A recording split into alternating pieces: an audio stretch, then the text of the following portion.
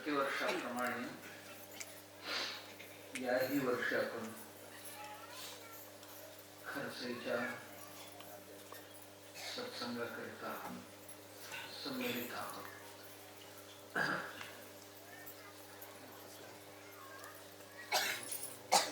आज दासवोदात समर्थांची निरूपणही ऐकलं आणि खोतभाऊ आणि साळुंखे सरांचे निरूपणही श्रवण केलं. दासवोदात शुद्ध सार श्रवण, सार शोधन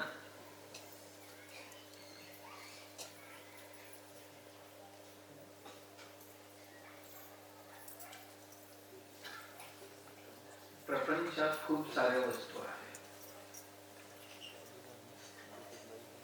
आणि भगवंताची लीला तशी आहे. अनेक वस्तू भेसळ करून आमच्या समोर ठेवून दिलेली आहे. कशाचा? सार आणि असारांचा एक भेसळ तयार केला आणि इथं तत आमच्या समोर पसरून टाकलेले आहे. आणि मनुष्याला विशेष असं बुद्धी प्रदान केली भगवंताने करून यातलं सार शोधून काढा. वर्गात विद्यार्थ्यांना गुरुजी काही वस्तू त्यांच्या समोर टाकून अमुक एक वस्तू कुठला आहे यातलं शोधून काढा. 4-8 प्रकारची फळं टाकले, यात केळी कोणतं आहे शोधून काढा किंवा आंबा कोणता आहे शोधून काढा असं जे म्हणतात ना, तसं प्रपंच म्हणजे सार आणि असारांचं मिश्रण आहे. अर्थात आत्मा आणि अनात्म्याचं मिश्रण आहे. केवळ आत्मा काही करू शकत नाही, केवळ अनात्माही काही करू शकत नाही. आत्मा अनात्मा एकत्र आल्यानंतरच क्रिया सुरू होते. त्या क्रिया सुरू झाल्यानंतर क्रियेला फळे येतात. म्हणजेच केवळ आमचं एक शरीर बनवून देव ठेवला असता तर ती एक मूर्ती झाली असते. केवळ एक शरीर तयार केलं आणि ठेवलं असतं, जसं मूर्तिकार छान छान पैकी दगड घडवतात तसं एक मूर्ती झाली असते. एवढ्यावर न थांबता देव त्याच्यात एक जिवंत चैतन्य भरला किंवा स्वतःच त्यात वास्तव्याला गेला. तो आत आहे म्हणून या शरीराला किंमत आहे. तो जर आत नसता या शरीराला कोण विचारणार आहे? माणसांच्या तरी कोण विचारत नाही. बाकीच्या प्राण्यांची बिण्यांची मेल्यानंतर सुद्धा घेतात. पण एखादा ससा मेला आहे, घेतील की नाही घेतील? एखादा कोंबडी मेली आत्ताच, घेतील की नाही घेतील? बाकीच्या प्राण्याला मेले तरी किंमत आहे. माणूस मेला बाबा, आत्ताच मेला, कितीला घेणार म्हटलं तर मीच थोडा देतो पण ह्याला इथनं हलवा. असाराचा किंमत असा असतो, अनात्म्याला किंमत एवढा असतो. अनात्म्याबरोबर जर आत्मा असेल अनात्म्याचा ही किंमत वाढतो. दुधाला किंमत असते, त्यात पाणी टाकलं तर पाण्यालाही दुधाची किंमत मिळते. मापात टाकले तर अमाप टाकला तर आहे तेही जाते हेही जाते. पाणी म्हणून पिता येत नाही, दूध म्हणून वापरता येत. भगवंतांनी ही जी सृष्टी निर्माण केली, इथे एक वृक्ष निर्माण केला देव. वृक्ष निर्माण करताना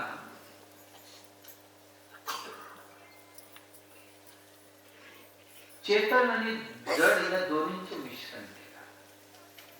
एक झाड तयार केला, त्या झाडाच्या आतमध्ये एक जीव म्हणून ठेवून दिला. दिसायला जीव कधीही दिसत नाही, दिसताना झाडच दिसतो. झाडाचा जीव कधी दिसलाय कोणाला? मग कधी कळते जीव आहे की नाही? झाड जेव्हा वटेल, वाळेल, तेव्हाच कळते की ह्यातला जीव गेला. आम्ही आहोत, एकमेकांना पाहतो. काय पाहतो? शरीर पाहतो. एकमेकांची आत्मा कधी कोणाला दिसत नाही. आत्मा कधीही दिसत नाही. का आत्म्याला पाहिलं आम्ही? मनुष्याणाम सहस्रेषु कश्चित् यतति सिद्धये यततामपि सिद्धानां कश्चिन् मां वेत्ति तत्त्वतः.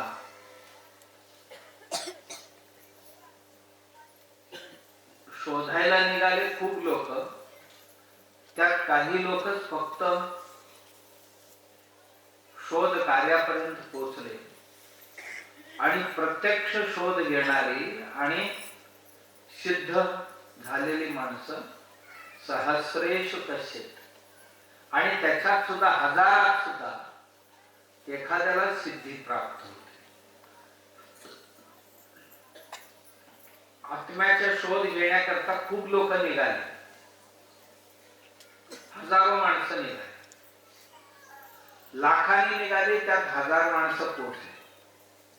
आणि त्याही हजार मध्ये क्वचितच एखाद्या दोघांना आत्मदर्शन होतो. बाकी सर्व बाहेरच्या बाहेरच परत.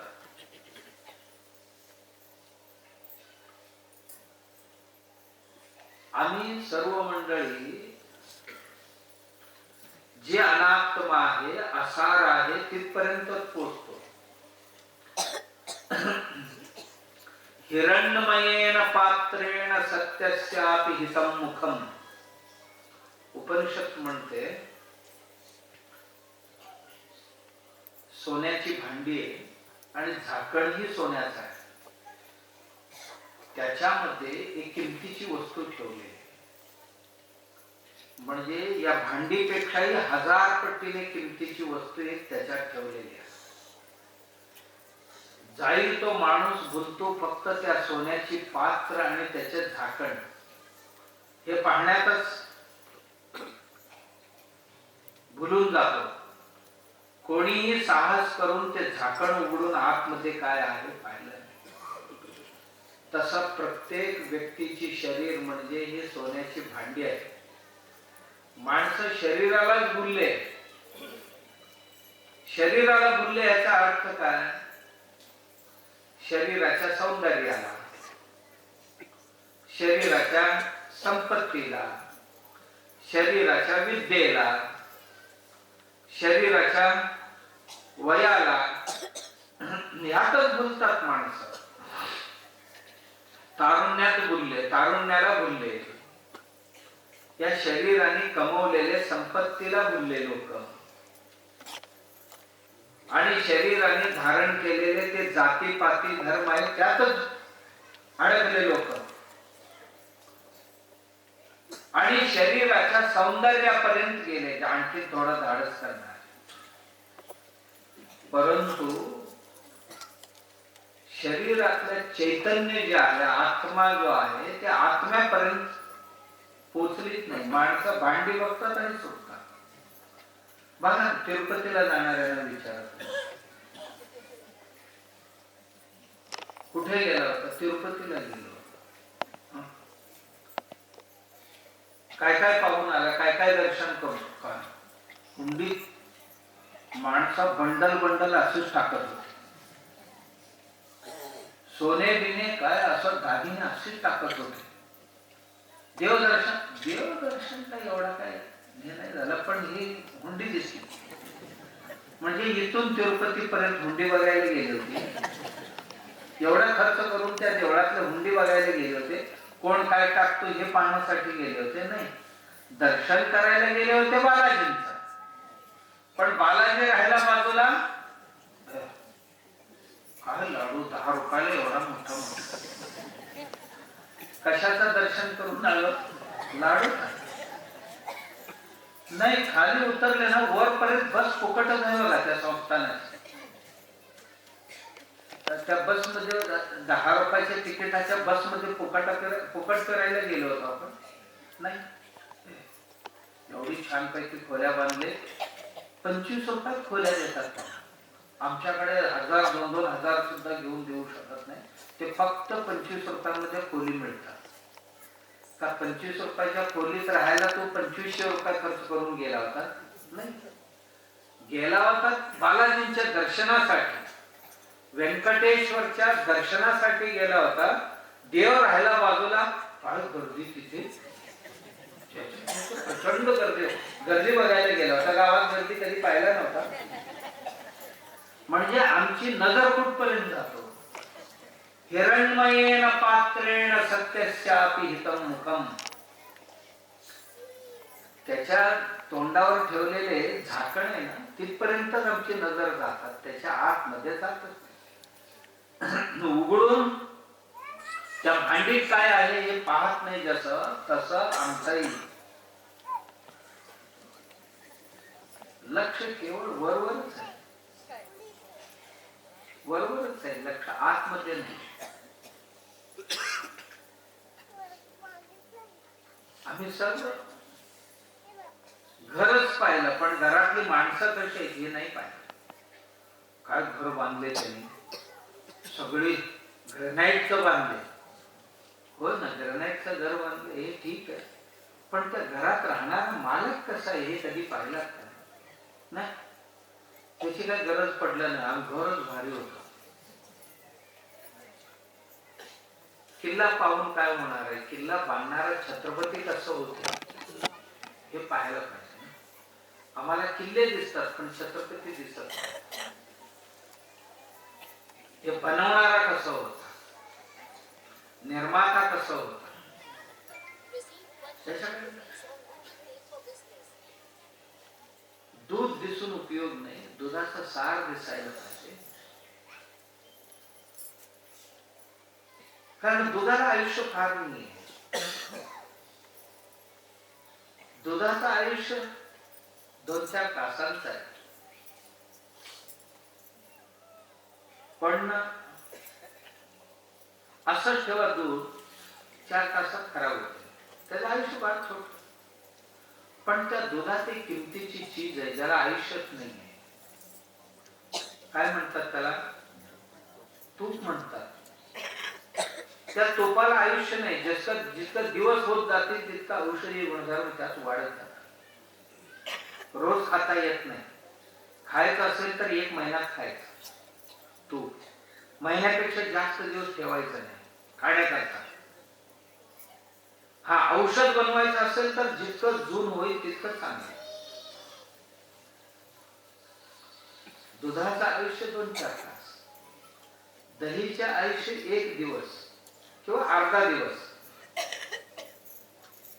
ताकाचं आयुष्य 1 दिवस, लोणीचं आयुष्य 1 आठवडा. 1 आठवड्याच्या पुढे लोणी खाऊ नये. आणि तुपाचं आयुष्य 1 महिना. औषधीय तूप हवं असेल तर 1000 वर्ष. एवढं एक संजीवनी ह्या दुधात आहे. दुधात एक संजीवनी आहे, तिचं नाव आहे तूप. दुधाचा सार काय असेल तर तूप आहे. असं या जगात इतक्या साऱ्या वस्तू भगवंताने ठेवलेले, प्रत्येकाचा सार शोधणं याकरता देवाने आम्हाला बुद्धी दिली.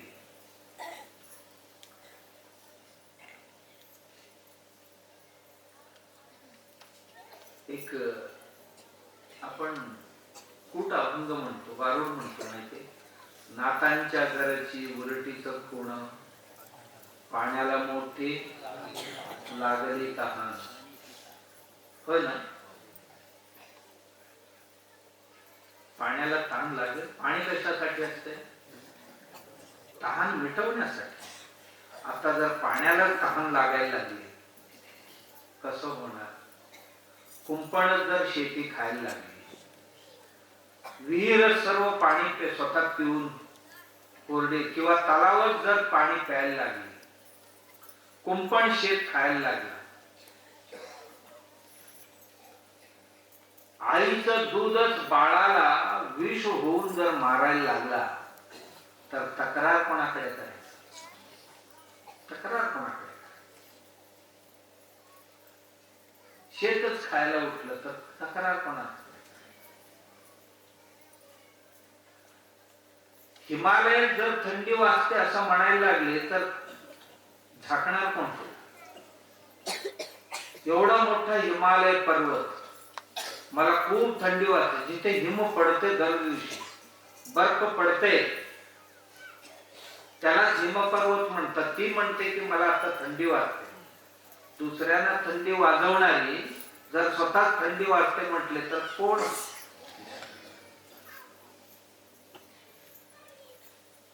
पाणी तहान मिटवायला पाहिजे. जर पाणीच म्हणायला लागली मला तहान लागली, काय सार? काय सार? म्हणजे तात्पर्य, सार म्हणजे मर्म, थोडक्यात अर्थ एवढा आहे. याचा थोडक्यात एका वाक्यात सांगा म्हणतात ना, त्याला सार म्हणतात. मोठमोठाली कथा सांगितली, या कथेचा सार काय? एका शब्दात, एका वाक्यात सांगता आलं पाहिजे, त्याला सार म्हणतात, तात्पर्य म्हणतात. तसं काय आहे?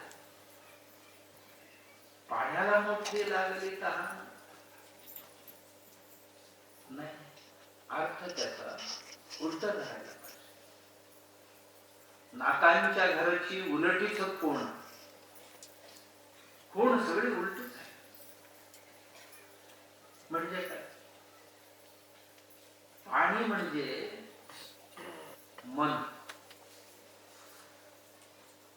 जसं की पाणी एक थेंब तुम्ही टाकला तर ते पसरायचं आहे, तसंच कधी राहत नाही, ते पसरायला सुरू करते,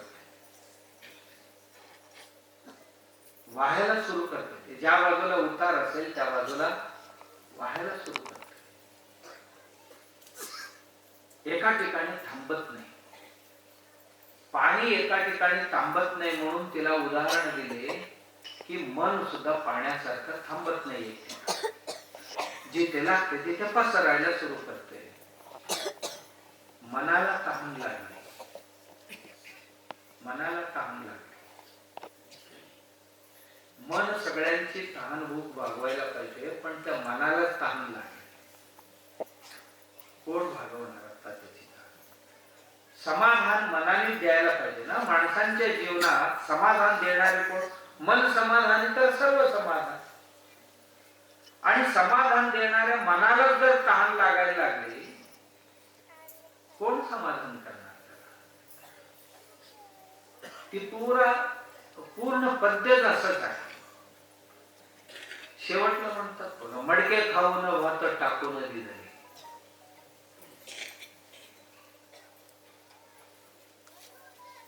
भात शिजवलं होतं मडक्यात, खायला सोडले एकाला, भात टाकला आणि मडका खाल्ला. असं कधी होते का? पण लिहिणाऱ्या कधी चुकीचे लिहू शकतील का? नाही. त्याचा अर्थ काय? म्हणजे ही शरीर मडका आहे आणि आत्मा भात आहे. लोक शरीरातच रमले आणि आयुष्य सगळी शरीरासाठीच घालवलं आणि आत्म्याकडे वळून सुद्धा बघितलं नाही. मडके खाऊन भात टाकून शरीर भोगासाठीच जगले, पण आत्मदर्शन नावाची गोष्ट काय शेवटपर्यंत करू शकले नाही. असं त्याचा अर्थ. सार काय हो? आत्मदर्शन. 100 वर्ष संसार केला, आला होता कशासाठी? आत्म्याला जाणण्यासाठी. आत्मदर्शन करण्यासाठी हे जन्म घेऊन आला होता, सोडला, शरीर भोगामध्ये पूर्ण दिवस काढला आणि गेला. सार कळलं नाही त्याला, सार शोधला नाही. अनेको नाटक पाहिलं पण नाटकाचा सार कळला नाही.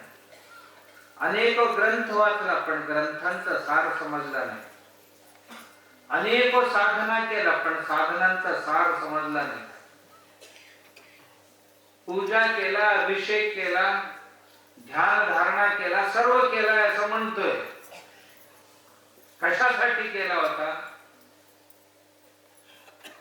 ऐहिक भोग प्राप्त करण्यासाठी, म्हणजे भौतिक भोग प्राप्त करण्यासाठी केला असेल तर सगळे व्यर्थ आहे. आत्मदर्शनासाठी केला असता तर सर्वही सार हाती लागले, सार हाती लागले.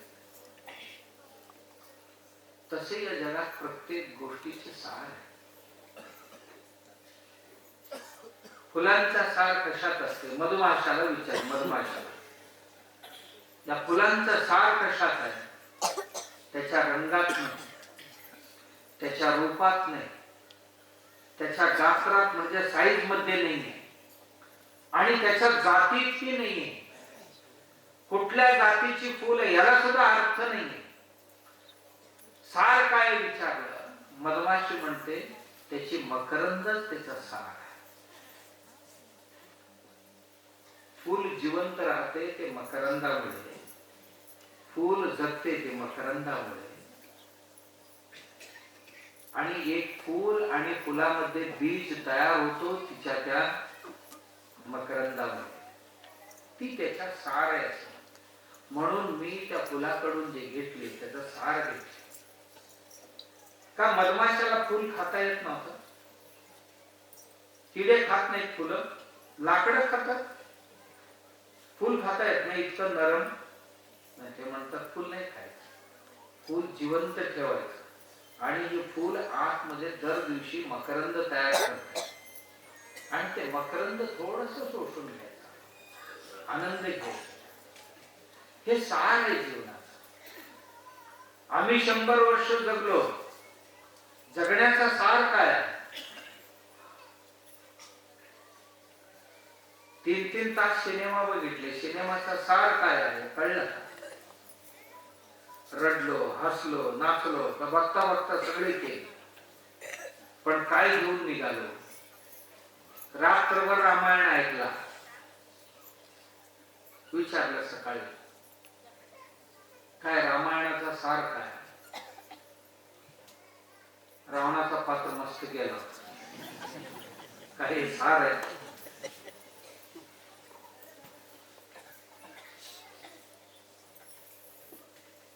मंथरेच आवडलं मला, त्यापेक्षाही काही तर फार आवडलं मला. हे काय सार आहे? सार काय आहे रामायणाचा? रामायणाचा सार एवढंच आहे, मर्यादा. रामायणाचा सार काय आहे? मर्यादा, सीमा. प्रत्येक गोष्टीला इतिमिती काय असायला पाहिजे आणि ओलांडलं तर काय होते, हे रामायणाचा सार आहे. मर्यादा पुरुषोत्तम, हे रामायणाचा सार आहे. महाभारताचा सार काय आहे? महाभारताचा सार एका शब्दात सांगा म्हटलं तर काय सांगणार आपण? का दुर्योधनाची कथा सांगणार, का शकुनीची कथा सांगणार, काय कीचकाची कथा सांगणार, का दुष्कळीची कथा सांगणार?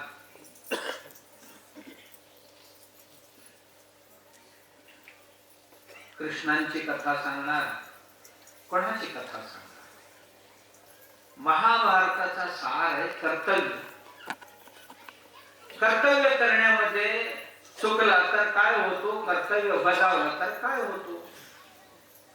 सार एवढंच आहे की मानवी जीवनात प्रत्येकाने आपल्या कर्तव्य कसं निभावून न्यायला पाहिजे, कर्तव्य कर्म कसं करायला पाहिजे, ते करण्यामध्ये चूक झाले तर काय अनर्थ होऊ शकतात, सार असते. श्रीमद भागवताचा सार काय आहे? श्रीमद भागवताचा सार एका शब्दात सांगावं, आत्मानात्म विवेक. भागवत ज्याला ऐकवलं गेलं पहिल्यांदा, कोणाला? परीक्षिताला. कोणी ऐकवले? शुकमुनी. वेदव्यासांचा चिरंजीव शुकदेव. शुकदेवाने परीक्षिताला कथा ऐकवली. काय झालं होतं? परीक्षित जंगलात गेला, शिकारीसाठी. सैन्य एका बाजूला गेले, तो एका बाजूला गेला. असं एक दृश्य पाहिला.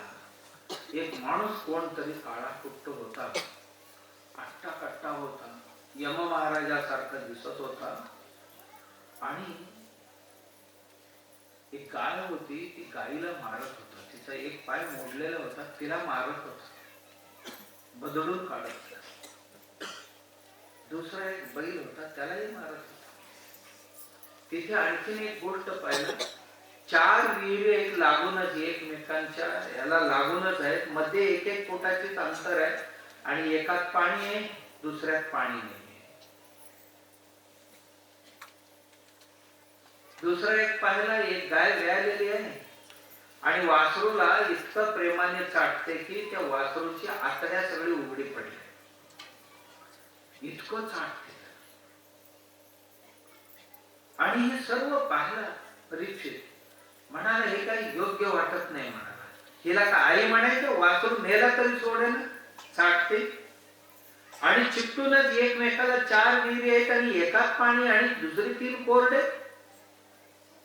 काय फार अंतर नाही, एकमेकाला चिपटून आहे.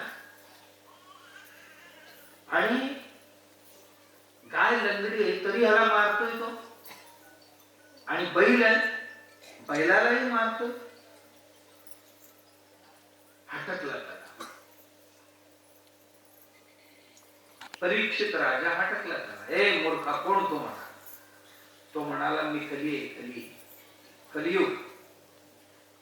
आता मी द्वापार तुमचं संपणार आहे, आता आमचा प्रवेश होणार आहे, माझाच कारभार राहणार आहे इथून पुढे. कलियुगातला तो कली होता. हे काय म्हणाला तुझी? हे नाटक काय चाललं? काय नाही, नाटक काय चाललेलं नाही. ही पृथ्वी आहे ना, हीच आता गाय झालेली आहे आणि माझ्या कलियुगात ह्या पृथ्वीचे शोषण होणार आहे. पृथ्वीची शोषण होणार आहे. मारणं म्हणजे तिची शोषण होणार आहे. आता होते की नाही होते आपण बघतो सगळेजण. कोण तोडतोय, कोण तोडतोय मातीलाच. काय काय काय काय करतो, शोषण तिथंच करतो. रस्ताही तिच्या अंगावरच आहे, एअरपोर्टही तिच्या अंगावरच आहे, कॅनालही तिच्याच अंगावर आहे, कारखाने सगळे तिच्याच अंगावर आहे.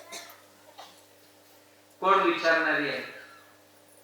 तिची कदर करणारी कोण आहे? नाही. सगळी विषाची पाणी तिच्याच अंगावर सोडून देतो. विषारी पाणी सगळी पृथ्वीच्याच अंगावर सोडतो. कली आहे मी, कली हीच करणार आहे. धर्म आहे ना, या धर्माला ठोकतो. काय धर्म आहे आता जीवन? धर्म नुसता मार खात आहे. कली म्हणजे अधर्म आहे आणि धर्माला ठोकतो. कलियुगात 4 माणसं एकत्र, 4 भाऊ, एकात पाणी 3 कोरडे. एक बंधू सुखी आहेत आणि 3 वणवण भटकतायत. एका आईचीच मुलं आहेत आणि स्वार्थ एवढा फोपावलेले आहे. बाळाला चाटते, वासरूला चाटते, चाटता चाटता आतड्या बाहेर पडले तरी सोडेल. कलियुगात माया मोह इतकं बलिष्ठ होणार आहे, कोणी कोणाचा कदर, आई बाबांचा कदर पोरांना नाही, पोरांचा कदर आई बाबाला नाही. का? स्वार्थ. सर्व सीमा ओलांडणार आहे. मग तू येण्यापूर्वीच असं तुझी झलक दाखवतोस तर तू आल्यानंतर इथे कोणाला सुखी ठेवणार नाही, तुला ठेवत नाही म्हणाला, तलवारच बाहेर काढला, चला तोडतो तुला म्हणाला. तोडतो म्हटल्याबरोबर घाबरला कली. महाराज असं करू नका, असं करू नका, मी तुमच्या आज्ञेबाहेर जाणार नाही, फक्त मला राहायला कुठेतरी थोडीशी जागा द्या, तिथे राहतो आणि मी कोणालाही त्रास देणार नाही. आणि मी फक्त असं करायचं हेतूने आलो होतो, पण तुम्ही आला ना, चांगला माणूस आला, तुम्ही राज्य करा, मी नाही राज्य करणार. मी फक्त तुम्ही द्याल त्या जागेच्या बाहेर सुद्धा तुम्ही सीमा घालून द्या, ते सीमेच्या बाहेर मी येणार नाही. मग त्या कलीवर दया आली परीक्षिताला. परीक्षित म्हणाला, मी तुला छोटी छोटी जागा दाखवतो, तिथे राहायचं, तू बाकी ठिकाणी कुठे जायचं. कुठलं सांगितलं त्याने, जिथे भांडणं होतात ना त्या तिथे तू राहायचं. जागा समजली कलीची, पुढे काय काय करणार आहे. जिथे भांडणं होतील तिथे राहायचं, आणि जिथे दारुडे असतील ना फक्त त्या दारुड्यांबरोबर राहायचं, तू बाहेर नाही यायचं. जिथे दारू असेल ते दारूच्या ठिकाणी, जिथे व्यभिचार असेल ना ते व्यभिचाराच्या ठिकाणी तू राहायचं. का? लोक छी तू म्हणायला पाहिजे तुला. परीक्षितांची इच्छा अशी होती, सदा काळ तू निंदित राहायला पाहिजे, कोणी तुझं वंदन करता कामा नये. अशी 8-10 ठिकाण तिला दाखवली, त्याला दाखवले कलीला. आणि शेवटचं दाखवलं, सोनं जिथे असेल, लोक सोन्यासाठी मरतात भांडून, मग तू काय कर, सोन्यासाठी भांडणारे किंवा सोनं जिथे असेल त्या सोन्याबरोबर राहा, सोन्यावर राहतो. कलीने असं वर बघितला, परीक्षितांच्या डोक्यावर जे सोन्याचा मुकुट होता ना, सोन्याचा आहे म्हटलं, जागा झाली आपल्याला. पटकन, हा महाराज आपली आज्ञा शिरसावून दे. बरोबर परीक्षितांच्या किरीटातच बसला. सोनं आहे ना ते, सोनं झाली कलींची क्रिया. राजा परत जात होता राजधानीकडे. एका कुठेरासमोर ऋषी तपश्चर्याला बसलेले होते. त्याला ताण लागलेले, पाणी मागत होता, कोणी ओ देत नव्हते. ते तरी ध्यानमग्न ऋषी होते. हाक मारला तर ते तपोमग्न असल्या कारणाने उठले नाही. हे ढोंग करतो काय, खरोखर ध्यानाला बसलाय बघूया म्हणून तिथेच बाजूला मेलेला साप एक होता, आणून गळ्यात टाकला. त्याचा काम नाही, बसलेले ना ते करायला लावलं. याला साप उचलला, टाकला, घरी गेला. त्या ऋषीचा मुलगा आला, तपोमग्न माझ्या वडिलांच्या गळ्यात साप टाकणारा कोणी असू द्या, 7 दिवसाच्या आत त्याची मृत्यू होऊ द्या, शाप देऊन. शापाची बातमी हा हा म्हणता म्हणता तासाभराच्या आत राजवाड्यात पोहोचला. राजा घाबरला. परीक्षित, 7 दिवसात मी मरणार, आता काय करू, काय करू, आता काय स्वस्त राहणार. सगळ्या मंत्र्यांना बोलवलं, काय करायला पाहिजे सांगा. महाराज दान धर्म करा. दान धर्म सुरू केला. आणि कोणतरी काहीतरी सांगितले, जप तप, हे सगळे केलं, पण काय पुढे होणार काय. तेवढ्या शुकमुनी आले, वेदव्यासांचा चिरंजीव, त्या काळातले प्रसिद्ध ज्ञानी, बैरागी माणसं बरीचशी जमले होते. राजांना शाप झालेले आणि या शापातनं कोण मुक्त करणार याची शोध चालू आहे म्हणा. कोणतरी राजाला सांगितले, शुकमुनी आलेले आहे. शुकदेवाकडे धावून आले, महाराज मला या संकटातून बाहेर काढा म्हणाले. शुकदेव म्हणाले, बस आता भागवत कथा ऐकवायला सुरू करतो तुला. 7 दिवसात या संकटातून, या भयातून मुक्त होशील. 7 दिवस भागवत कथा ऐकवली, भगवंताची लीला ऐकवली. 7व्या दिवशी विचारलं, समजलं का? समजलं. काय? आत्मा कधीही मरत नाही आणि शरीर शाश्वत राहत नाही. बस एवढं कळलं मला. मग तू कोण आहे? दोन्ही मिश्रण करून भगवंताने पाठवले. पण शरीराला सहज मृत्यू आहे, आश्रयता मृत्यू आहे, किंवा अन्यांकडूनही शरीर जाऊ शकतं, परंतु आत्म्याला कोणीही मारू शकत नाही. आत्मा अचल आहे, आत्मा अमर आहे, त्याला कधी मृत्यू येऊ शकत नाही. मी म्हणजे शरीर नाही, मी म्हणजे आत्मा आहे.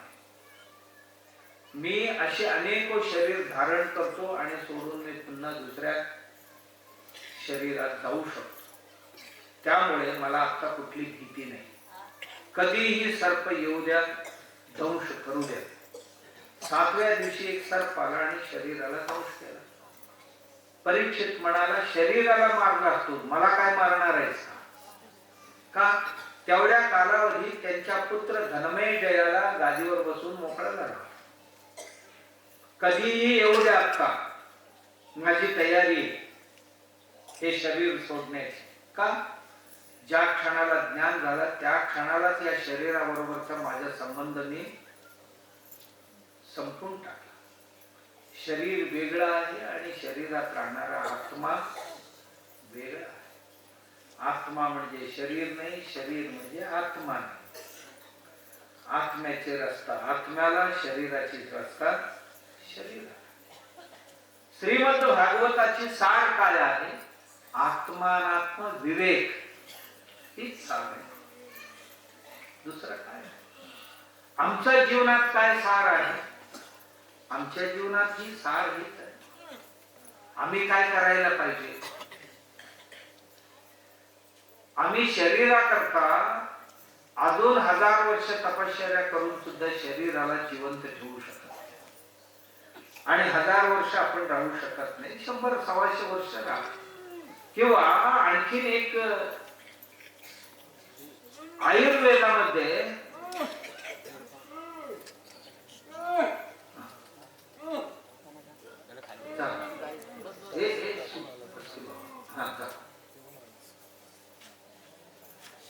मग नीट नाही केलं तर पुढची जन्म हीच मिळणार.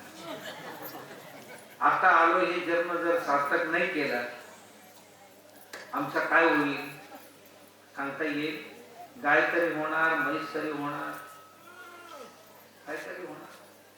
त्या विचाराला काही कळत नाही. तर काय करणार? सांगण्याचं तात्पर्य, शरीर आम्ही काही करून शाश्वत. अविनाशी आत्मा अचल. आत्मा अविनाशी आहे आणि अचल आहे. जगता ते प्रतिकूल. शरीर मात्र त्याचा विरुद्ध. शरीर चंचल आहे आणि शरीर विनाशी आहे, नाश पावणारा. आयुर्वेदामध्ये एक कुटीप प्रवेश नावाचं प्रकरण आहे. कुटीप प्रवेश. कुटी म्हणजे 3 भिंती असतात, 3-3 फुटाची. बाहेरचा भिंत आहे, एक फिरायला रस्ता आहे 3 फुटाचा, पुन्हा आतमध्ये 3 फूट रुंदीचा भिंत आहे, पुन्हा 3 फूट फिरायला रस्ता आहे, पुन्हा आतमध्ये एक खोली 3 फूट जाडीची भिंत आहे, मातीची. त्यात दुसरा एक दगड सुद्धा, एवढं सुद्धा दगड चालणार नाही. बाहेर बॉम्बस्फोट झाला तरी सुद्धा आवाज आत ऐकू येणार नाही आणि यांना कुठेही खिडक्या नाही. अशा कुठीमध्ये जर आपण रानात चरणाऱ्या देशी गाई आणि तिची दूध, गाईचे दूध, जी वनस्पती खाती फिरून तिची दूध, आणि त्याच्याबरोबर आवळा आहे ना, आवळ्याचा एक कल्प बनवला जातो. कशाने? फणसाचा झाड नैसर्गिकरित्या पोकळ झालेले असायला पाहिजे. त्याच्यात आवळा भरायचा आणि जाळायचा. जाळून त्याचा कल्प बनते आणि ते कल्प त्या दुधात घालून प्यायचा. 90 दिवस जर तुम्ही त्या कुठेरात राहिला तर 25 वर्ष तुमचं आयुष्य वाढते. बरोबर? दात पडले असतील वयामानाने, नवीन दात येतील. हे सगळे जे काळे झाले, पांढरे झालेले केस आहेत ना, हे आपोआप 90 दिवसात काळे होते. आणि डोळे दिसत नसतील तर आता पुन्हा चांगलं दिसायला लागतं. आणि ऐकायला येत नसेल तर चांगलं पुन्हा ऐकायला येणार. गुडघेदुखी गेली, कंबरदुखी गेली. तरुण झाला तुम्ही, 25 वर्ष मागे गेला, एक कुठे प्रवेश केले की 25 वर्षाचं आयुष्य वाढतं. 3 केला तर 75 वर्ष. आधीचा 100 आणि ही 75 म्हणजे 250 वर्ष राहते. मग लागलं तर आणि एखादा घरात 200 वर्ष होईल, पण 200 वर्षांनी का होईना एक दिवस असा अमरपट्टा कोणी लावून आलेले नाहीये. शाश्वत इथे राहणार, शरीर जाणार. पण जाण्यापूर्वी हे शरीर कशा करता घेऊन आलो होतो तर या शरीरात राहणाऱ्या आत्म्याचं दर्शन करण्यात. माझा स्वरूपाचा आत्मा आहे, आपण आत्माच आहोत आणि स्वतःला ओळखण्यासाठी इथे आलो, स्वतःला जाणण्यासाठी इथे आलो. लोकांना प्रश्न विचारण्याकरता, लोकांना पुसण्यासाठी आपण नाही आलो इथे. आपण आपल्याला जाणण्यासाठी, आपल्याला स्वतःला प्रश्न करण्याकरता आम्ही आलो. आणि थोडस चूकभूल म्हणतात ना, आमचं झालं आणि स्वतःच सोडून दुसऱ्यांची चौकशीच्या मागे लागलो. स्वतःला सुधारायचं सोडलं आणि लोक सुधारण्याच्या मागे आम्ही लागलो. स्वतःची चुका शोधण्यापेक्षा लोकांची चुका शोधण्यामध्ये आयुष्य गेला. प्राप्ती काहीही नाही, हाताला काही लागत, हाताला काही नाही. सार काय आहे जीवनाचा सार? जीवनाचा सार तात्पर्य स्वात्म्याला जाणणं. या दोघांचं जो मिश्रण झालेलं आहे ना, इतकं झालेलं आहे, आत्मा आणि अनात्म्यांची इतकी तादात्म्य झालेले. तादात्म्य म्हणजे दोघांची भेसळ, एकरूपता. असं झालेले या शरीराला काय झाले की आत्म्यालाच झाले असं रडायला लागतो. शरीर मरायला निघाले की ह्याला दुःख होते. शरीर म्हातारा झाले की आत्मा काय म्हातारा होणार आहे? आत्मा काय लहान बाळ होता? बाळ असतानाही तेवढंच होता, तरुण असतानाही तेवढंच आहे, आणि म्हातारा झाला तरी त्याचा साईज लहान मोठी होत नाही आत्म्याच्या आत्मा. श्रीमंतांच्यातही तसंच आहे, गरिबांच्यातही तो तसंच आहे. मालक आणि मजुरांमधला आत्मा मात्र कधी श्रीमंत गरीब झालाच नाही. आत्मा आत्माच आहे. पुरुष आणि स्त्री शरीर दोन वेगवेगळे असू शकतात, पण दोघांमधील आत्मा दोन वेगवेगळे नाहीये. दोघांचेही आत्मा एकच साईजचे. जेवढं शरीर आहे तेवढंच आहे, आणि बाहेर शरीर बाहेर सर्वही त्याचाच आत्म्याचा स्वरूप आहे. आणि हे ओळखण्यासाठी, हे जीवनाचा सार आहे, हे आम्ही ओळखण्यासाठी आलो, हे करण्यासाठी आलो. आणि हे सोडले आणि भलतेच मागे आलो होतो काहीतरी न्यायला. न्यायचा राहिला बाजूला, दुसरीच खेळ करत राहील. आम्ही आलो होतो आत्मदर्शनासाठी, आणि आल्यानंतर ही प्रपंचातले सगळे नाटकं करत बसले. बाईची, भावांची, बहिणींची, आईंची, वडिलांची, मुलांची, नातेवाईकांची, या सगळी खेळामध्ये असं गुंतलोय आम्ही. कशा करता आलो तेच विसर. आम्ही भाग्यवान आहोत की कमीत कमी आपण हे ऐकतो आणि विचार करतो. या जगात भारताची लोकसंख्या किती आहे? 146 कोटी. 46 ओलांडले, आता 150 कोटीच्या आसपास गेलं. अध्यात्माची चिंतन करणारी किती आहोत आपण?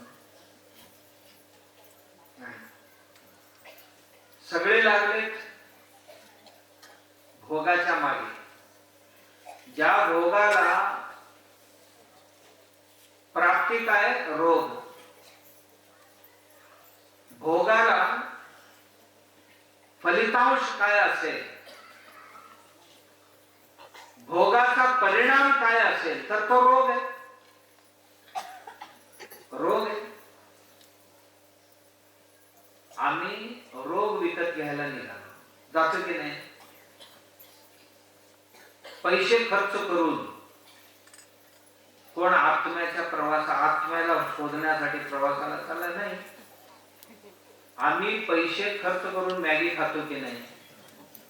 खरं सांगायचं, खातात की नाही? मग मॅगी खाऊन कोण पैलवान झाले, हिंद केसरी झाले? नाही. मॅगी खाल्लेले हॉटेलात, काही काही तिथेच मेले, काही हॉस्पिटलमध्ये मेले. एवढं.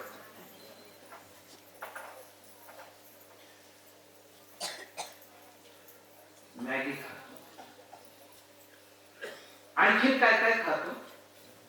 काय म्हणतात त्याला, बाजारात असतो पिझ्झा बर्गर.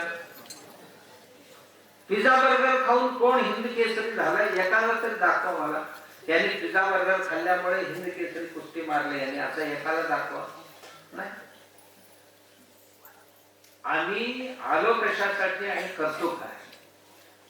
आमच्याकडे दवाखान्यात 30-35 वयातली हिप जॉईंट गेलेले, म्हणजे हे कुब्यात हाड झिजलेले, कुब्यातले हाड झिजलेले, आता नवीन कुबा टाकायचा म्हणतात.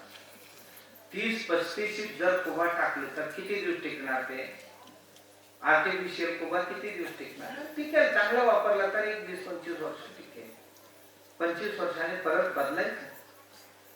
एक कुबा टाकल्यानंतर शरीर त्याला स्वीकार करायला काही वर्ष लावते.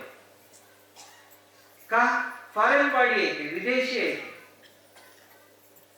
शरीराच्या आतली आहे ती स्वदेशी आहे, आणि बाहेरून काही टाकलं तर त्याला लवकर घेत नाही. आपल्या घरात एक कुठल्या तरी गावचा येऊन राहिला, घरचं व्हायला घरच्यांनी त्याला स्वीकारायला किती वर्ष लागतील? कोण विचारलं हे कोण? हे आमचीच घरचे आहे, आमचाच काका आहे, भाऊ आहे, असं कधी सांगतो आम्ही? नाही. तो मरेपर्यंत सांगतो हे रस्त्यावर होता, हे आमच्या घरात आले, आमच्या घरात आम्ही स्वीकारतच नाही. तसे ह्या शरीरात आम्ही काहीही टाकलं, एक स्टेंट टाकतो इथे.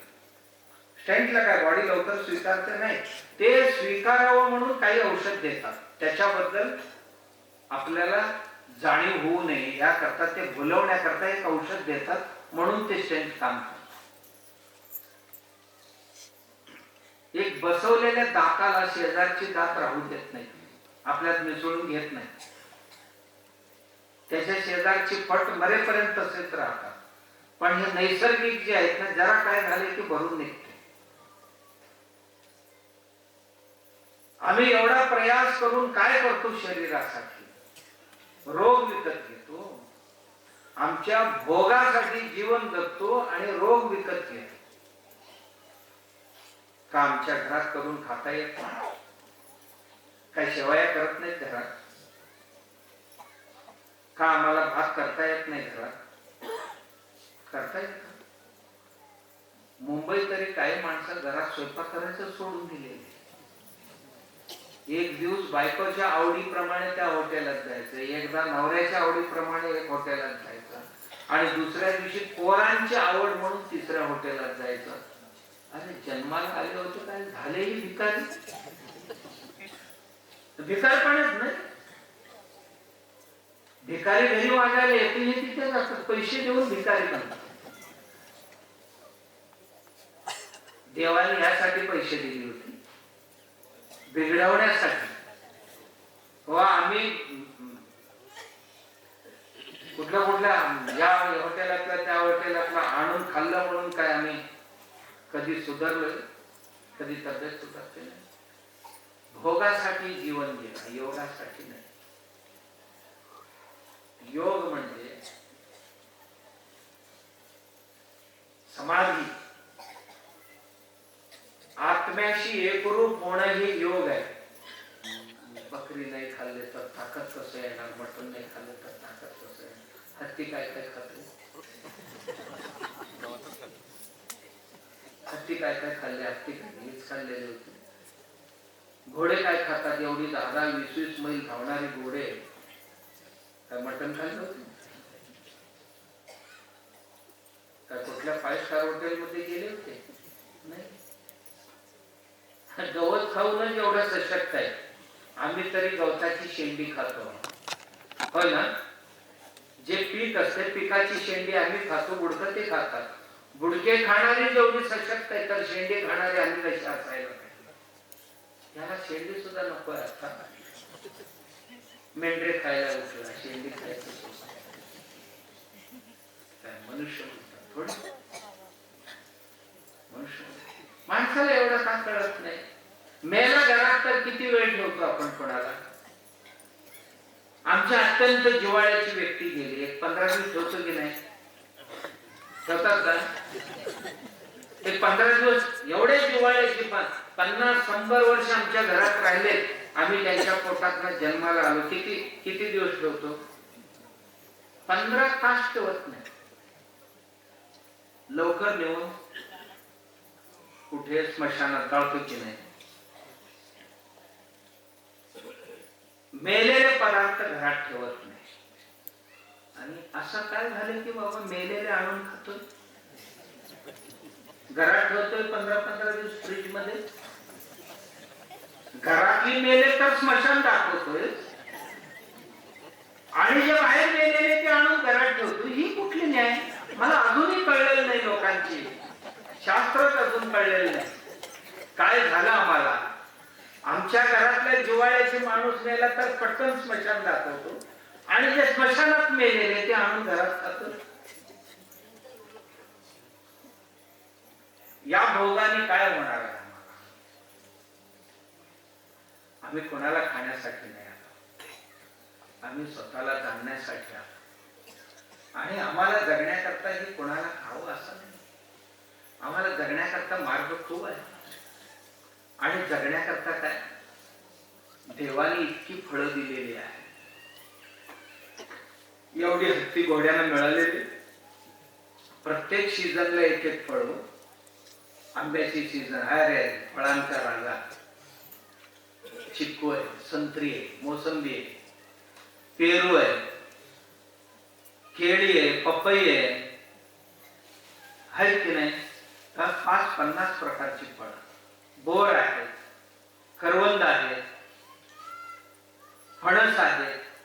काय अशी टेस्ट ते कुठले मेलेले आहे? काही टेस्ट आहे? आंब्यासारखं गोड लागलं?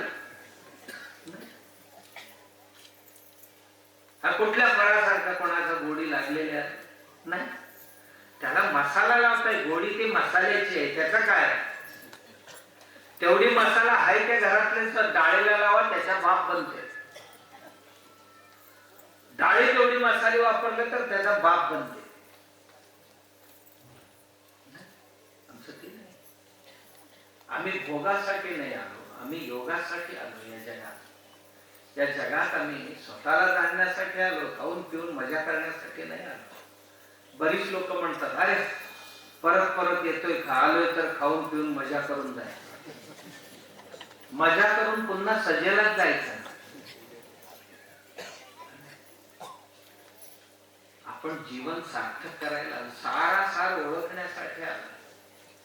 सारासारांचा भेद ओळखून आसार सोडून द्यायचं, सार ग्रहण करायचं. सार ग्रहण करून त्याच्यासारखे जीवन जगण्यासाठी आलो. कोणालाही आम्ही मारण्यासाठी, दुखवण्यासाठी नाही आलो. सगळ्यांनाच प्रसन्न करण्यासाठी आलो. आम्ही सगळ्यांनाच प्रसन्न करण्यासाठी आलो. हे आमचा जीवनाचा सार आहे. प्रसन्नता म्हणजे तृप्ती, प्रसन्नता म्हणजे तृप्ती, जीवन तृप्त, कृतकृत्य झालं जीवन. बस आता काय मला गरज नाहीये, आनंदी आनंद आहे, असं क्षण माझ्या जीवनात कधी येणार? मी उद्या आलो तरी जायची माझी तयारी आहे, पण मी आता संतुष्ट आहे, बस. आणि काय पाहिजे माझ्या जीवनात? ही स्थिती आम्हाला ज्या क्षणाला येईल ना, त्या क्षणाला समजायचं की मला सार सापडला, सार सापडला, जीवनाचा सार हीच आहे. आणि असं सारयुक्त जीवन जगण्याची शक्ती, बुद्धी सद्गुरु भगवंतांना सर्वांना देऊ.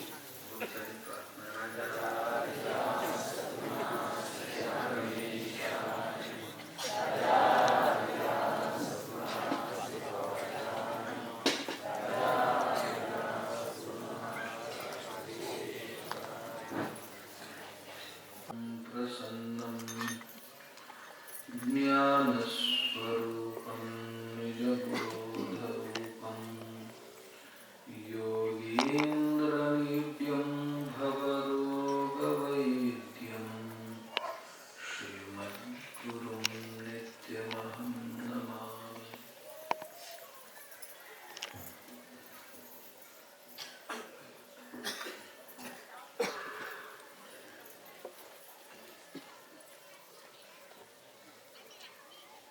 सकाळी सकाळी सर्व मंडळी आपण एक रसईच्या वार्षिक सत्संगाच्या द्वितीय आणि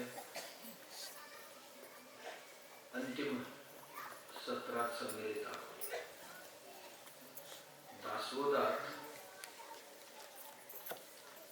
समर्थाने केलेली निरूपणातून ऐकले.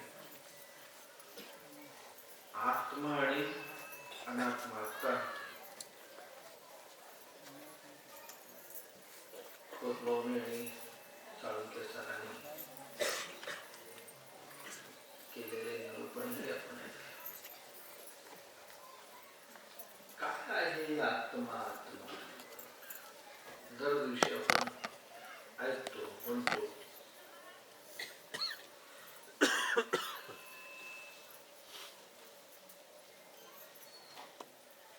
आत्मा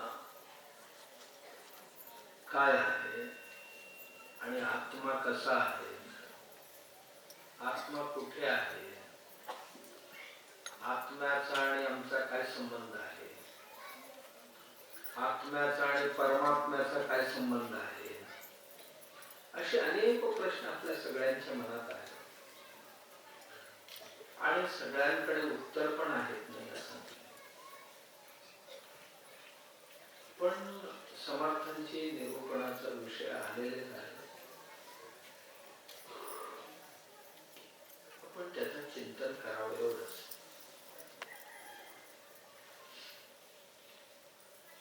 आत्मा म्हणजे चैतन्य, अनात्मा म्हणजे जड. चैतन्य कशाला म्हणावं, जड कशाला म्हणावं? चैतन्य त्याला म्हणतात ज्याला स्वतःचाही समजते आणि इतरांचाही समजते, त्याला चैतन्य म्हणतात. जड तिला म्हणतात किंवा त्याला म्हणतात ज्याला स्वतःचाही काही समजत नाही आणि इतरांचाही काही समजत नाही, त्याला जड म्हणतात. उदाहरण, मी इथे आहे, मला मी माहितीये आणि समोर कोण बसले हेही माहिती. तुम्हालाही, तुम्ही गावातून इथे आला, घरातून इथे आला, तेही तुम्हाला माहिती आहे. आणि आता समोर बसून आपण प्रवचन ऐकतो आहोत, तेही माहिती आहे.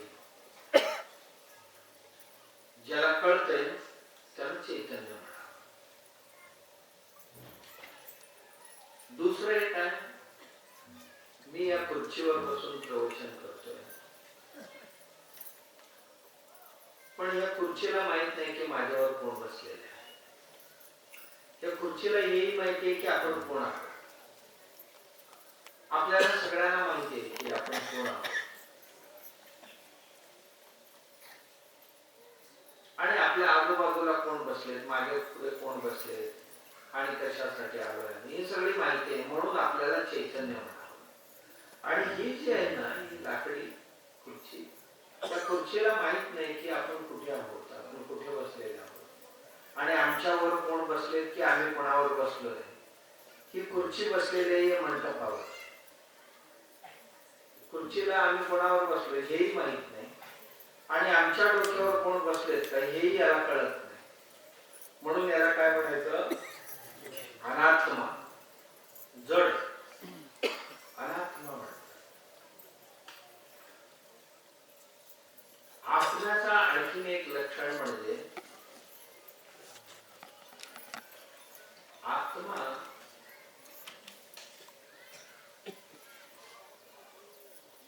जसं चैतन्य आहे तसा तो आतमध्ये राहतो, म्हणून आम्ही त्याला आत्मा म्हणतो. बाहेर राहतो त्याला परमात्मा म्हणतात. आतमध्ये म्हणजे हे शरीर नावाचं एक घर आहे किंवा एक शहर आहे, याच्यामध्ये राहतो. ही शरीरात त्याची भिंत आहे किंवा घर आहे, त्याच्या आतमध्ये वास्तव्याला आहे, म्हणून त्याला आत्मा असं म्हणतो. आणि बाहेर सगळ्यांमध्ये राहतो ना त्याला परमात्मा म्हणतो. परमात्मा म्हणतो. जसं की एक चार भिंतीच्या आत एक स्पेस आहे, अवकाश, त्याला काय म्हणतो आपण, मठाकाश किंवा ग्रहाकाश. घरात राहणारा पोकळी जागा ही ग्रहाकाश. आणि आम्ही जिथे बसलो ना इथे काही नाही, बाजूला भिंती असं ओपन मैदान आहे, याला काय म्हणतात, महाकाश म्हणतात. भिंतीच्या आत आहे तेही तेच आहे आणि बाहेर आहे तेही तेच आहे. परंतु भिंती मध्ये आल्यामुळे भिंतीच्या आत अडकलेले त्याला आपण मठाकाश किंवा ग्रहाकाश म्हणतो. तसं शरीराच्या आत बाहेर परमात्मा सर्वत्र भरलेले असताना याच्या आतमध्ये जो आहे तो आत्मा असं म्हणतो. आणि तिसरा आत्म्याला कसं ओळखावं, आत्मा जो सगळ्यांच्या हृदयात आहे आणि नखशिखांत भरलेले आहे, कुठेही हात लावला तरी जाणवतो, जाणवते की नाही, ज्याला जाणवते त्याला आत्मा म्हणावं. इथे हात लावला तर आपल्याला जाणवेल की नाही जाणवेल, इथे हात लावलेले जाणवेल की नाही जाणवेल, तळपायाला हात लावले तर जाणवेल की नाही जाणवेल. ज्याला जाणवते त्याला आत्मा म्हणतात. ज्याला कुठेही हात लावले तरी जाणवत नाही त्याला काय म्हणतात, आणि या दोघांचं मिळून, मी काय म्हटलं ना, या दोघांचं मिळून ही शरीर बनले. आणि जोपर्यंत आतला आहे तोपर्यंत या बाहेरच्याला किंमत नाही. आतला उतरून गेला की किती दिवस ठेवणार, काल म्हटलं ना, किती दिवस ठेवतात तुमच्याकडे, 15 दिवस ठेवतात ना, नाही ठेवत. का ठेवत नाही, अनात्मा टिकत नाही. अनात्मा नासायला सुरुवात होते. आत्मा याच्याबरोबर आहे म्हणून याला किंमत आहे.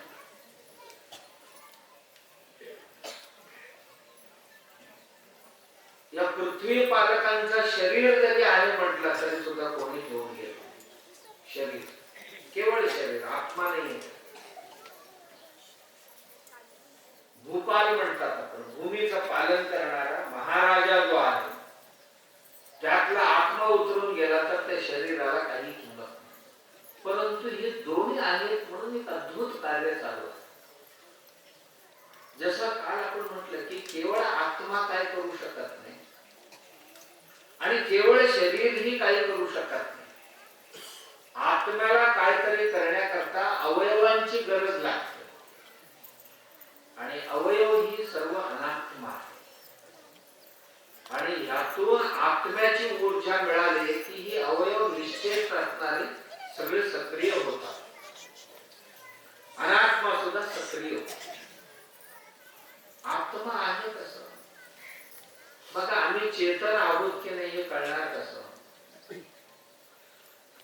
एक मूठभर धान्य घ्यायचं, कुठले पाण्यात भिजत ठेवायचं. दुसऱ्या दिवशी काय होणार? फुगणार की सुकणार? फुगणार. फुगणार म्हणजे की फुगून त्यातून एक अंकुर बाहेर येणार. काय म्हणतो आपण त्याला? मोड आला, जीव. जीव प्रकट झाला, सुप्त होता त्यात, आणि तो आता पाणी मिळाल्याबरोबर प्रकट झाला. जीव होता की नाही त्या धान्यामध्ये? जीव होता. योग्य वातावरण भेटल्याबरोबर प्रकट झाला. एक दगड पाण्यात ठेवा एक 2-3 दिवस आणि बाहेर काढून एका फडक्यात बांधून ठेवा, फुगेल? त्यात काय अंकुरित होईल का? नाही झालं. जड आहे, अनात्मा आहे. चैतन्य असता तर निश्चितच अंकुरित झाला असता. चेतन असता तर अंकुरित झाला असता. त्याला आत्मा म्हणतात. हे चैतन्य त्याला आत्मा म्हणतात, बाकीच्यांना जड म्हणतात. आमचंही शरीर रात्री झोपलेले असते. अंगावरनं साप गेला तर कळतो का? नाही कळत. का? रात्री जड झालेले. निद्रा म्हणजे नित्यप्रलय आहे शरीराच्या दृष्टीने. रात्री गेला तर जमा आहे, सकाळी आत्मा उठवतो. चैतन्य आहे ते तिन्ही काळात असते, म्हणून त्याला सत्य म्हणतात. चैतन्य किंवा आत्मा कसा आहे? आत्मा आहे हे एकदा खात्री पटलं. कशावरून ओळखायचं? नीट बसला याचा अर्थ आत्मा आहे, होय ना? समजा बसल्या ठिकाणी मान टाकला आणि खाली पडला तर काय म्हणतो आम्ही? गेला, आत्मा गेलाय, होय ना? आता काय हाताने धरून सुद्धा राहिला त्या पडला, काय म्हणतो? आत्मा गेला. जोपर्यंत तो आहे तोपर्यंत बसलाय. म्हणजे जिथे जिथे चैतन्य आहे तिथे तिथे बसणं, उठणं, चालणं, बोलणं हे संभवते. जिथे हालचाल आहे तिथे आत्मा आहे. हालचाल गेले की समजायचा आत्मा नाही. म्हणजे कशावर? म्हणजे अंदाजाने ओळखतो आपण. जसं की आमच्या शास्त्रात अनुमान प्रमाण म्हणतात. अनुमान प्रमाण म्हणजे काय? दूर डोंगरावर कुठेतरी धूर निघते. धूर निघते. धूर बघून काय म्हणतो आपण? काहीतरी पेटले वाटते बघा, म्हणतो की नाही? अग्नी आहे तिथे असं म्हणतो. अग्नी दिसलेली नाहीये, दिसते काय? धूर. धूर आहे याचा अर्थ अग्नीशिवाय धूर कधी निघालेले आहे का? नाही. म्हणजे अंदाज बांधला आपण, धूर आहे म्हणजे अग्नी आहे. तसं माणूस बसलाय म्हणजे जिवंत आहे, आत्मा आहे. पडला तर समजायचा गेला. हे अनुमान प्रमाण आहे. अनुमानावरून ओळखतो. बोलतोय त्याच्यात आहे, चालतोय त्याच्यात आत्मा आहे. का? त्याच्याशिवाय कोणतेही हालचाल संभव नाहीये. आत्म्याशिवाय कुठलाही जीव हालचाल करू शकत नाही. जिथे जिथे हालचाल आहे तिथे तिथे बघा तुम्ही, झाड सुद्धा हालत असतो. कधी हालते? झाड जिवंत असेल तर ना. आणि वटलेलं झाड एक आहे, किती वारा वादळ झालं तर काय हलेल? का नाही हलत? चैतन्य नाही, त्यात आत्मा नाहीये. झाडामध्ये आपला आत्मा नाही. झाडामध्ये आत्मा आहे कसं ओळखतो आपण? एक तर हलायला पाहिजे, नाहीतर कसं ओळखतो आपण त्याला?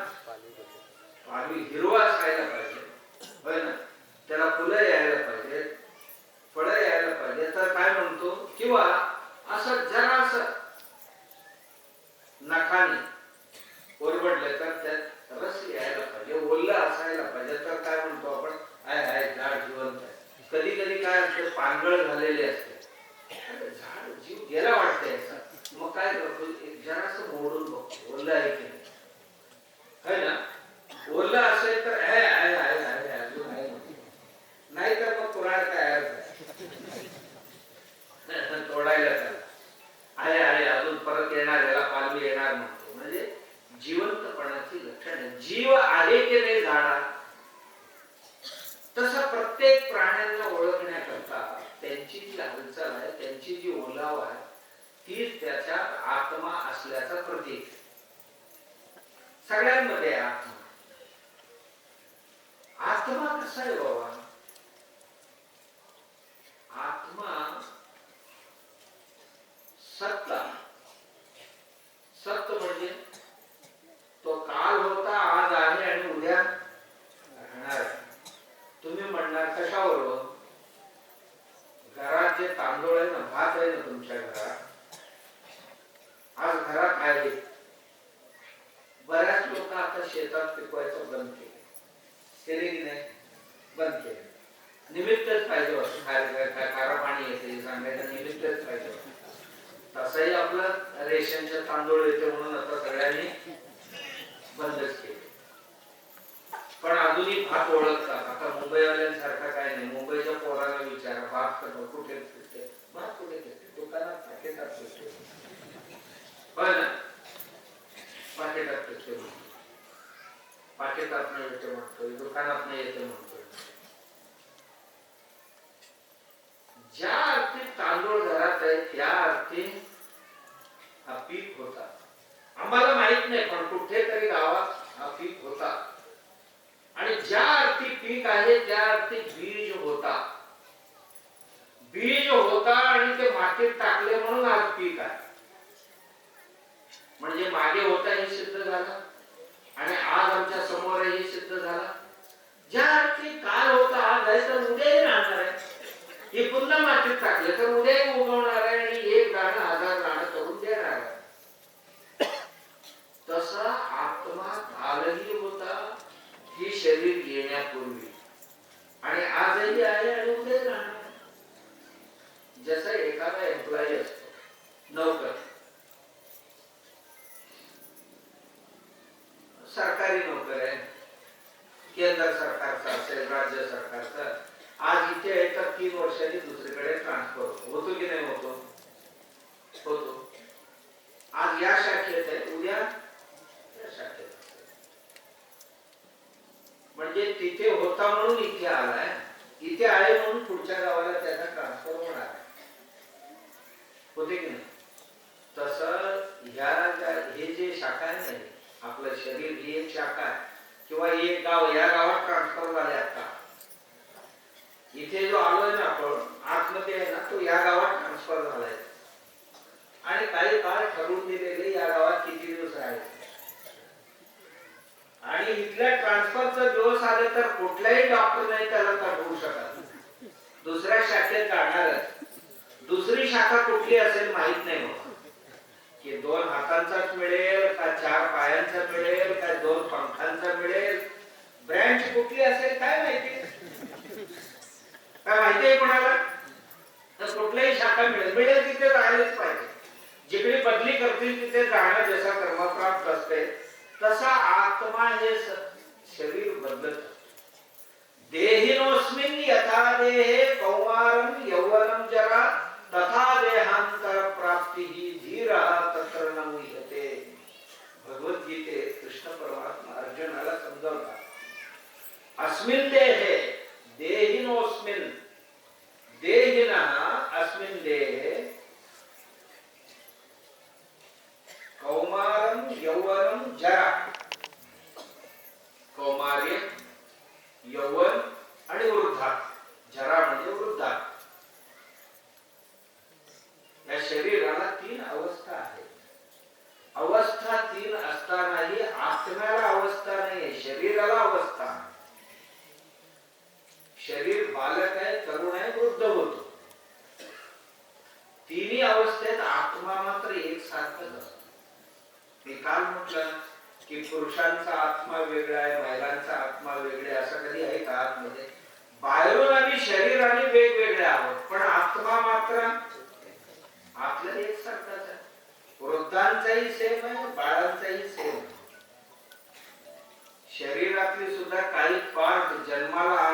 दिवशी जेवढी आहेत मरतानाही तेवढीच असतात. कुठले? डोळे. जन्माला आलो त्या दिवशी जेवढे आहेत मरतानाही सेम साईज असतात. मेंदू तेवढं बदलत नाही, बाकीचे थोडस लहान मोठे होते. आत्मा मात्र बदलत नाही. जो बदलत नाही त्याला आत्मा म्हणतात. ज्यों का त्यों, जसाचा तसाच राहतो. तथा देहांतर, जसं बाल्य, यौवन आणि वृद्धाप्यामध्ये यामध्ये आत्मा न बदलता जसा आहे तसं तथा देहांतर प्राप्ती. जसं बालपणा सोडला, तारुण्यात आला, तरुणपणा सोडला, आता वृद्धाप्यात आलाय, तोच आहे आत्मा. आता बालपणा सोडला, कोणाचा? शरीरात. तरुणपणा सोडला, आता वृद्धाप्यात प्रवेश केला. आमची इच्छा मस्त आहे, लहान मुलासारखंच राहावं शेवटपर्यंत. चालेल का? नाही चालत. काही काही लोकांना तरुणच राहावं असं वाटतं, त्यामुळे कलर विलर करून ते आपलं अस्तित्व जे आहे जसं तसं ठेवायचा प्रयत्न होणार आहे का? असं आम्ही बाहेर काय काय करू, पण आज शरीरामध्ये जी शक्ती आहे ती क्षीणच होत जाणार. अंगम गलितम फलितम मुंडम दशन विहीनम जातम तुंडम वृद्धो याति गृहीत्वा दंडम. वर्णन करतात. वय झाले की अंगम गलितम, गलित लात्र होणार. फलितम मुंडम, ते पिकणार. तुम्ही काय म्हणा, आता काही पोरांचा पण पिकायला लागले. दशन विहीनम, दंतहीन होतो.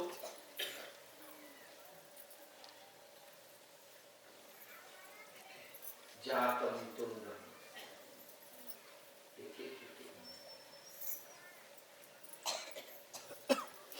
वृद्धो याति गृहीत्वा दंडम. वृद्धाप्य येतो आणि हातात काठी. वृद्धो याति गृहीत्वा दंडम तदपि न मुंचत्य आशा. तरी सुद्धा आशा खंड काय बदलत नाही, आपली आशा काय बदलत नाही. शरीर बदलतं, आत्मा काय बदलत नाही. जसा अवस्थांमध्ये आत्मा बदलत नाही ना, तसंच जागृत, स्वप्न, सुषुप्ती तिन्ही अवस्थेत आत्मा बदलत नाही. जागृत अवस्थेत हृदयस्थानी असं म्हणतात, स्वप्न अवस्थेत नेत्रस्थानी राहतो जीव किंवा आत्मा असं म्हणतात, आणि सुषुप्ती अवस्थेत प्रज्ञास्थानी असतो असं म्हणतात. जागृत अवस्थेत मी मी मी मी म्हणतो बघा माणूस, मी केला मला माहिती ना, म्हणजे सारखा हात छाती करत नाही तो, त्याच्यावरूनच म्हटले असतं मोठे राखमा इथेच राहत असतात. स्वतः नकाशिकांत राहतो, पण ओळखण्यासाठी एक रात्री डोळ्यात स्वप्न पाहताना, स्वप्नावस्थेत हित नामक नाडी म्हणतात त्याची, ते कंठस्थानी हित नावाची एक नाडी आहे. आणि नाडीचा साईज किती आहे माहितीये? वालाग्रे शतभाग. वाल म्हणजे केस, अग्रे म्हणजे त्याचा टोक आहे, केसाचा टोक असतो ना आपला, त्या टोक जे आहे त्याचा शतभाग, त्याचे 100 तुकडे करायचे, आणि त्या 100 पैकी एक असते ना तेवढीच जागा इथे आहे आणि तिथे राहतो. कंठस्थान राहतो आणि स्वप्न पाहतो. आणि निद्रावस्थेत कुठे राहतो म्हणजे तो गाढ कुठे? प्रज्ञास्थानी राहतो. सकाळी उठल्यानंतर बाकी काही माहित नाही. सकाळी उठल्यानंतर विचारा, शरीराला विचारा, शरीर काय सांगेल? मस्त झोपलेलीच होती, ती काय सांगणार? जो जागा होता तो सांगणार. रात्री शरीर झोपलेले असताना इंद्रिय मन बुद्धी सर्वही झोपलेले होते. एकच जागा होता. तो जागृत अवस्थेत स्वप्न सुषुप्ती तिन्ही मध्ये होता. उठल्यानंतर विचारा कशी काय झाली झोप? नाही, झोप नाही झाली बरोबर. सांगणारा कोण? ज्यांनी पाहिले तो. किंवा गाढ झोप लागली होती मला, मग त्याला लागली असते तर तो सांगितलं असतं झोप लागलेली मला छान पैकी. नाही, झोप गाढ लागली याला शरीराला आणि ते पाहत होता. फक्त शरीराच्या संसर्गामुळे त्याच्यावर थोडासा परिणाम झालाय. आता तोही शरीराला मी म्हणायला लागला. शरीराला काय झाले की मलाच झाले म्हणतो त्याच्या सहवासामुळे. परंतु शरीराचा त्याचा म्हणतो रात्री जागा होता म्हणून सकाळी म्हणतो छान पैकी झोपला. तिन्ही अवस्थेत तो जागा, त्याला आत्मा म्हणतात. एवढंच नाही, तिन्ही अवस्थेत तो साक्षी होता. जागृत अवस्थेत शरीराच्या, मनाच्या, बुद्धीच्या सगळ्यांचे व्यवहार जो पाहतो तो आत्मा. तुम्ही बघा, खाणं त्याला समजतं, पिणं त्याला समजतं, देणं समजतं, घेणं समजतं, चालणं समजतं, झोपणं समजते. म्हणजे या सर्व व्यवहारांना तो जाणतो, साक्षी भावनेने पाहतो.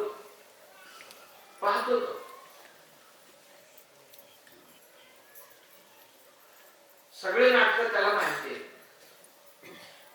म्हणून तो आत्मा साक्षी. अकृतत्वे सती द्रष्टा साक्षी. साक्षी त्याला म्हणतात काही करत नाही, फक्त पाहत असतो. या शरीर काय काय करते, मन बुद्धी काय काय करतात त्यात सामील न होता पाहत असतो. त्याच्या उजेडात हे सगळे करतात. जसा सूर्याच्या उजेडात आम्ही दिवसभर काम करतो तसा आत्मा नावाचा एक सूर्य आतमध्ये तो काहीही करत नाही, पण त्याच्या उजेडात या मन बुद्धी इंद्रिय सर्वही आपापली काम करतात.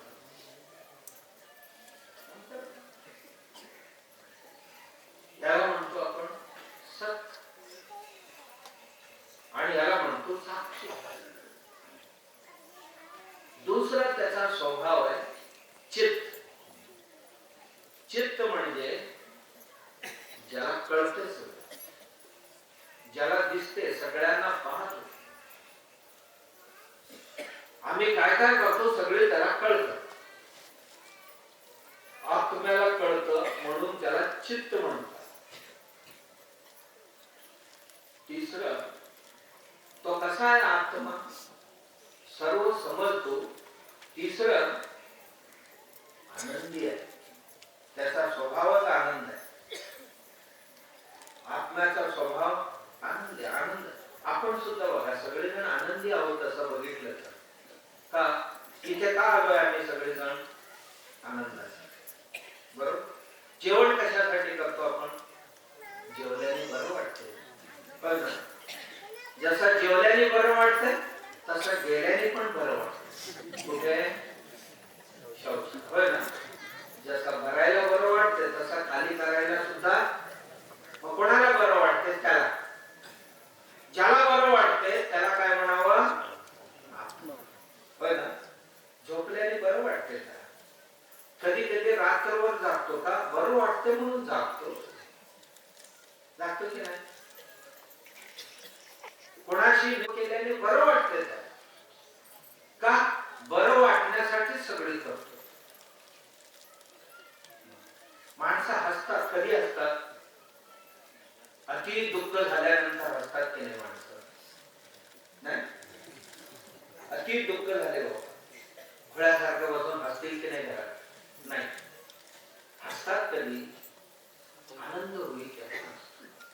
मग रडतात केव्हा माणसं? दुःख झाल्यावर. असं काय त्याच्यावर पहाड तुटलेले दुःख झाल्यावर रडायला नाही. तो का रडतो? रडल्याने त्याला बरं वाटतं. बघा तुम्ही, आम्ही सांगत असतो मला रडून कशाला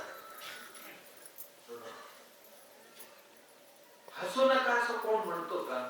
का हसतोय असा कोण प्रश्न विचारतो? तो आनंदी काय याचा आम्हाला कोण प्रश्न विचारतो? अरे आनंद आत्म्याचा स्वभाव आहे. तो आनंदी राहिला तर कोणालाही ऑब्जेक्शन नाही. पण आनंदी स्वभाव असताना जर दुःखी झाला, दुःख करायला लागला तर म्हणतात का कशासाठी दुःख करतोय असं म्हणतात. मी नेहमी म्हणत असतो, अत्यवस्थ होता एक माणूस, सगळी भोवतीने बसलेले होते नातेवाईक, आता जाणार ना, बसलेले आणि तो सगळ्यांना बघतो, सगळ्यांचा ऐकतोय. मग हे कोण कोण काय काय म्हणतात, तुम्ही असा दिला होता मला, तसं दिला होता मला, तुम्ही माझा असं केला होता, तसं केलं, त्याची गुणगान करत असतात सगळे. करतात की नाही करतात तुमच्याकडे? आमच्याकडे करतात. सगळे चांगल्या चांगल्या गोष्टी बोलून सांगत असतात आणि मग रडत असतात परत. आणि एवढा चांगला करणारा माणूस आता चालला तुम्ही, पण दुःख होते. साधू महाराज चालले होते, साधू महाराज सगळे रडतात म्हणून गेले घरात. का रडताय म्हणाले, ती व्यक्ती चालले हो म्हणाले, गेले नाही ना अजून म्हणाले, नाही नाही अजून आहेत. असताना माणसं गेल्यावर रडतात, असताना जर रडला तर बिचारायला काय वाटते, होय ना.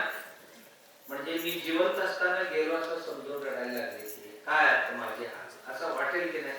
नाही, असताना नाही रडायचं, अजिबात रडायचं. आता असं खेळ त्यांच्या समोर आहे, ठीक आहे, बंद झाले, सगळ्यांचे गाणं बंद झालं. आणि महाराज परत येत होते, पुन्हा रडायला लागले आणि गेले. महाराज विचारले का रडताय, महाराज गेले घेऊन. नाही, ज्याने ऐकायला पाहिजे, बघायला पाहिजे तेच गेलेत. आता ह्या मड्यावर रडून उपयोग काय, याला काय कळतंय? तुम्ही रडलेले कळते का? नाही, त्याला कळत नाही हो, पण रडावं लागते. एवढी वर्ष आम्ही एकत्र होतो, ते काय एका दिवसात तुटते काय ना, नाही. हे दुःख थोडं होतं ना. दुसरं, आम्ही नाही रडलो तर माणसं काय म्हणतो, होय की नाही. एवढं दुःखद घटना घडली बघा, चेहऱ्यावर काहीही फरक नाही बघा. बाबा हे काय दगड आहे का काय, असं कोण आपल्याला म्हणायला नाही पाहिजे. म्हणून आपण जरासं दुःख करावं का, आपल्याला बरं वाटतं. किंवा आम्ही जेव्हा दुःखात वेगाने जेव्हा रडतो ही आत्म्याला बरं वाटावं म्हणूनच रडतो. त्याला बरं वाटलं तर रडतो, त्याला बरं वाटलं तर हसतो. आणि जे काय क्रिया चालतात सर्वही त्याच्या यद्यत करोमि तत्तदखिलम्, जे जे करतो अखिल कार्य सर्वही आत्म्याच्या आनंदार्थच करतो आहोत. आम्ही एक आमचा जन्मही आनंदात झाला, जगतोही आनंदाने, आणि आम्ही शरीर सोडतो त्याही वेळी का सोडल्याने बरं वाटते म्हणूनच ह्याला सोडतो आम्ही. का देवाने याच्याकरता आम्हाला दुसरी रिचेस्ट ब्रँच निवडून दिला, याच्यापेक्षा एक चांगलं शरीर निवडून दिला, त्याला सोडायला काय अडचण आहे. याच्यापेक्षा चांगलं मिळते तर सोडतो की नाही आपण. आता तुम्ही एक नोकरी, क्लार्क नोकरी करता आणि सरकार म्हटले तुला आता कलेक्टर करतो, काय रडत बसतोय, एवढी दिवस याद केली, कसं सोडू याला, कसं सोडू याला, आता काय रडतोय. अरे आता कलेक्टर की मिळतोय तर जाऊ दे म्हणतोय, लाथ मारतोय. मग तसं आपण का समजू नये, आता ब्रँच बदलणार आहे, याच्यापेक्षा चांगला ब्रँच मिळेल. कधी मिळेल, कर्म चांगले असतील तर चांगली ब्रँच मिळेल, आणि भांडळी केला असेल तर खालच्या ब्रँच मध्ये जाशील, होय ना. खालची ब्रँच कुठली, रस्त्यावरची झाड, रस्त्यावरची प्राणी, ही जरासा खालची ब्रँच आहे. करू नये ते केले तर त्या ब्रँच मध्ये ट्रान्सफर होणार.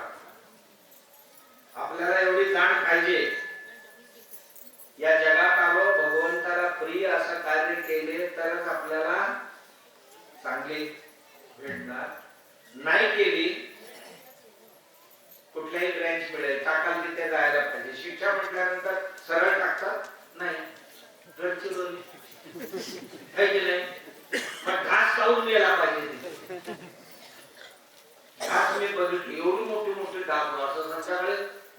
वाजायचा आधीच होता, म्हणजे काय सांगायचं तुम्हाला. कधी कधी जेवताना घासाबरोबर 2 दातात तोंडात एवढी. मग कसं राहिली सुखारी तिथे, तिथल्या लोकांना सवय झाली. पण ज्याला शिक्षा करायची आहे त्याला आमचाही आता विचार करायचा, आपण चांगलं नाही वागलो तर आमची ब्रँच आहे दुसरं सरतो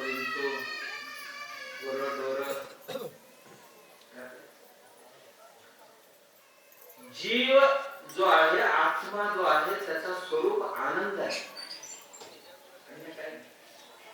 आम्ही आनंदात राहायला पाहिजे.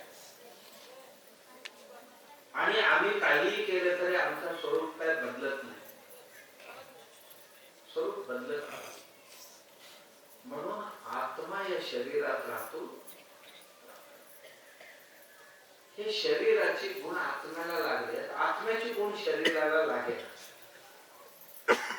या शरीराची संगत करून असं झालेलं आहे की शरीर म्हातारा झाले की मीच म्हातारा झालो असं म्हणतो. एक माणूस घरात राहत होता, लहान असताना त्या घरात होता. आता 30-35 वर्ष वय त्याचा. ज्या घरात राहत होता तो घर म्हातारा झाला.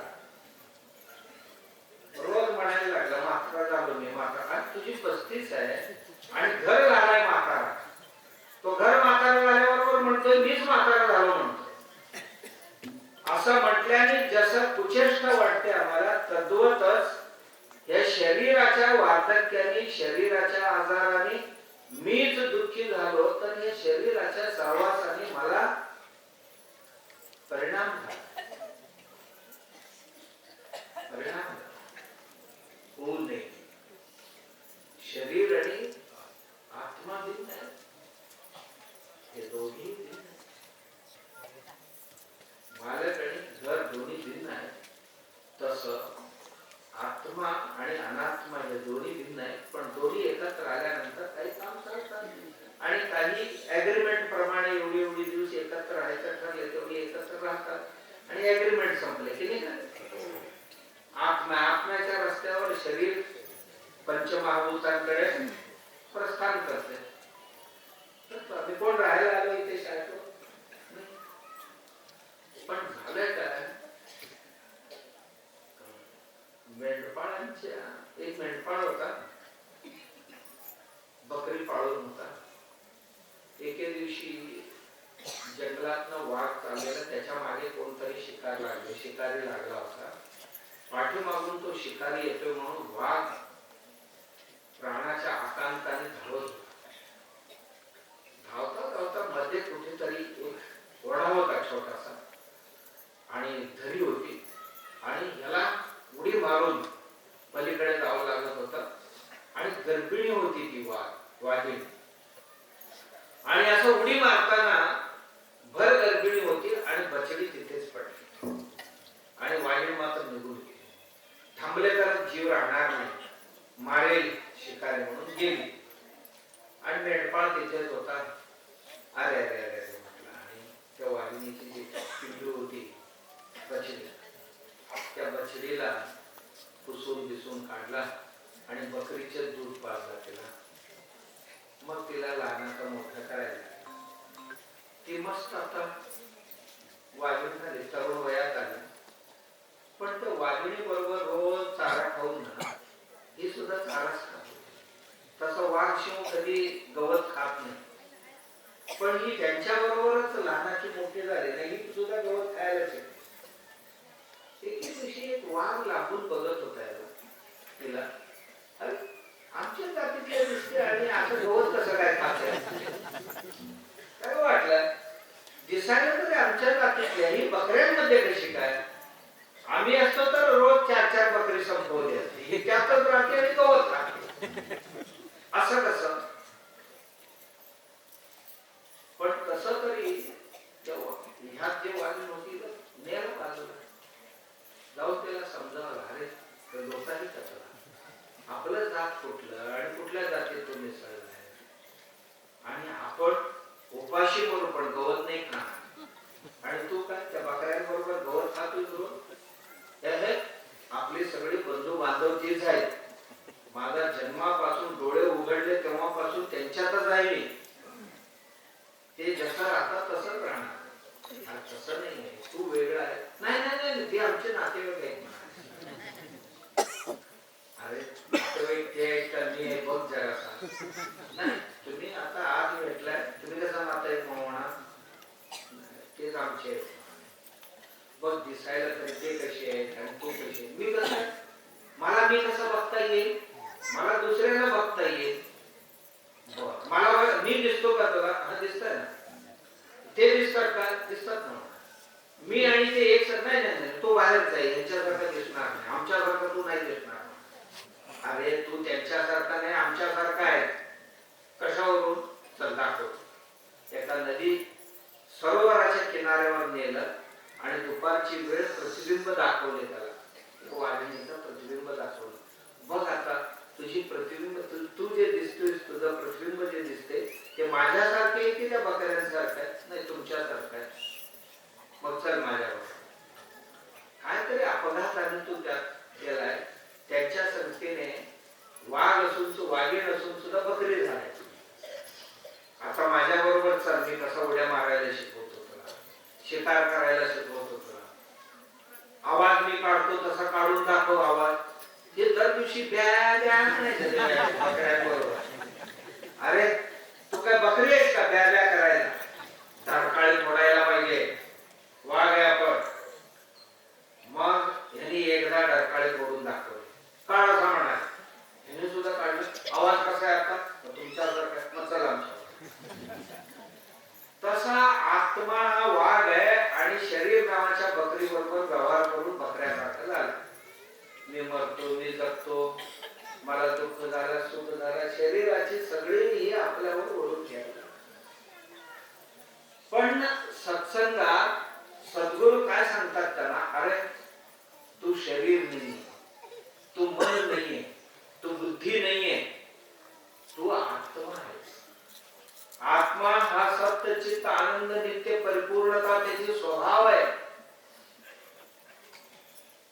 आणि तुला जन्म नाही आणि मृत्यूही नाहीये, येणंही नाही आणि जाणंही नाहीये.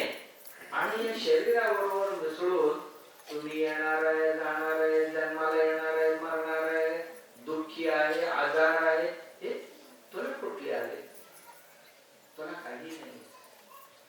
हे सद्गुरू त्याला समजावतात. समजावल्यानंतर मग तो म्हणतो होय मी आत्मा. गुरुने सांगितले तत्त्वमसि, तू परमात्माच आहेस. हा म्हणाला सोहम, अहम सह म्हणजे तोच मी आहे. सह अहम, हा ज्या देवाचे तुम्ही ज्ञान दिला मला, तोच मी आहे, याचा ध्यान करायला. तोच मी आहे, तोच मी आहे, तोच मी आहे, ध्यान करायला. या दुभावतच भवती. जसा भावना करशील तसं होशील. ध्यान काय म्हणून कर? मी आत्मा, मी परमात्मा असं ध्यान कर. माणूस जसा जसा ज्याचा ज्याचा ध्यान करतो तसंच बनतो. बुद्धांकडे एक शिष्य गेला. महाराज मला समाधानाचा मार्ग दाखवा. ध्यान करायला पाहिजे तुला. कशाचा करू म्हणाला? तुला काय आवडते त्याचा कर. मला माझ्या म्हैशी भयंकर आवडतात. एवढ्या मोठ्या मोठ्या पंढरपुरी म्हैशी, शिंग एवढी मोठी शिंग, आणि म्हैस मला आवडतात. म्हणलं आजपर्यंत मी ती म्हैशींबरोबरच राहिलोय, मला म्हैस म्हणजे फार आवडतात. असं मग असा कर, जा तिथे त्या गुहेत जा. गुफा आहे तिथे. त्या गुहेत आत बस. छोटासा दरवाजा आहे, आत जाता येईल, पण आत रुंद आहे, बसता येईल तिथे. बस आणि 3 दिवस रात्रंदिवस ध्यान कर. डोळे बंद कर. मी म्हैस आहे, मी म्हैस आहे, मी म्हैस आहे, मी म्हैस आहे. ध्यान कर. तुला आवडते ना म्हैस? हा, ध्यान कर. तदेक चित्ताने मी म्हैस आहे, मी म्हैस आहे, मी म्हैस आहे, ध्यान करायला लागलं. 3 दिवस झाले. 3 दिवसात त्याची वृत्ती, सर्व अंतःकरण वृत्ती म्हैसाकार झाला. आता त्याला असं मी म्हैसच झालो. काय या दोघांना जशी भावना करू तसेच बनतो. आपण भावना करतो की नाही तसं आपल्याला कोणतरी शिवाय देत हे गाढवा म्हणतो. गाढवा म्हटल्याबरोबर ती शब्द जाऊन आमच्या अंतःकरणाला पोचली की नाही, पोचल्याबरोबर आमची अंतःकरण काय करते, कान मोठा करते. दोन हाताच्या ठिकाणी दोन पाय आल्यासारखं वाटतं आणि मागे नसताना सुद्धा शेपूट आल्यासारखं दिसते. म्हणजे मी गाढव झालो की काय असं त्याला एक क्षण आवाज होतो आणि आवाज होऊ नये मी मला ज्या अर्थी गाढव म्हटलंय म्हणजे मी गाढवच झालो असा समजल्यानंतरच शिवाय येतात, नाहीतर येत नाही. का मी आधी गाढव झालो हे ठरवावं लागतं. ठरल्यानंतर मला गाढव का म्हटलं. गाढव झाले मी गाढव नाही झालो तर त्याला परत काय मी शिवाय द्यायची काही कारणच नाही ना. माझी वृत्ती आता गाढवाकार होती. जसं की शेतात पाणी पाजतात ना ते तुम्हाला की त्याला पाणी पाजतात, पाटाने पाणी पाजतात. पाट जसं असेल तसं पाणी त्याचा आकार धारण करते की नाही. ओपे चौक, चौक असेल तर चौक. नारळ आहे बाबा गोल ओपे केलेले, गोल असेल तर पाणी गोलाकार धारण करते की नाही. नाही सऱ्या आहे कसं तुम्हाला कळते का, सऱ्या वेळ म्हणतात अशी सऱ्या आहेत. पाणी त्या सऱ्यांचे आकार धारण करतो. तद्वतच आमचा जो अंतःकरण आहे ना त्याला तुम्ही जसं म्हणाल तसं ते रूप आकार धारण करते. आत्मा म्हटले तर आत्माकार धारण करते. माकड म्हटले की माकडाकार धारण करते. माकड म्हटले की त्याला असं वाटते या झाडावर त्या झाडावर त्या झाडावर त्याला उडी मारल्यासारखं वाटायला लागते आपल्या. का हे माकड्या म्हटल्याबरोबर झालंच माकड झालं. का यात भावना होती. जसा भावना कराल तसा आपण होतो. आता त्याचा काय झालं, म्हैसाकार झाला, म्हैसेला. तिसऱ्या दिवशी बुद्ध आले. हे शिष्या बाहेर म्हणाले. कुठला नाही लवकर. मग 2-4 वेळ मोठ्याने हाक मारले तेव्हा त्या ध्यान अवस्थेत ना बाहेर आला. बाहेर आला म्हणजे काय, फक्त डोळे उघडला नाही. महाराज सांगा म्हणाला काय करू, बाहेर या आता. नाही दरवाजा छोटा आहे, शिंग लागतात ना.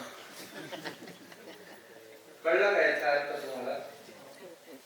द्वार छोटा आहे, बाहेर मी येऊ शकत नाही, माझी शिंग मोठी आहेत म्हटलं. काय झाला होता तो आता, म्हैसाकार झाला होता. झाला होता का तसा, डोळे बंद करून बसला होता पण त्याची वृत्ती पूर्णपणे मी म्हैसच झालोय. कारण ज्याचा ध्यान केला आणि तेच झालं. आम्ही पण जसं ध्यान करतो तसेच होतो. म्हणून गुरु आम्हाला आत्म्याचं ध्यान करायला सांगतात, आत्म्याचं वर्णन करून सांगतात. आधी आत्मा सत्य आहे, चित्त आहे, नित्य आहे, पूर्ण आहे, आत्मा साक्षी आहे आणि आत्मा चैतन्य आहे, जड नाहीये आणि तू आत्मा हो.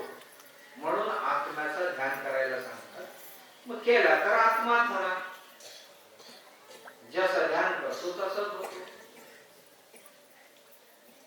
पूजा करताना सुद्धा आमच्याकडे असे सांगितले जाते, विष्णू भूत्वा विष्णू यजेत, शिवम भूत्वा शिवम यजेत. शिवाची पूजा करायचं असेल तर शिव होऊनच शिवाची पूजा, विष्णूची पूजा करायचं असेल तर विष्णू होऊन विष्णूची पूजा.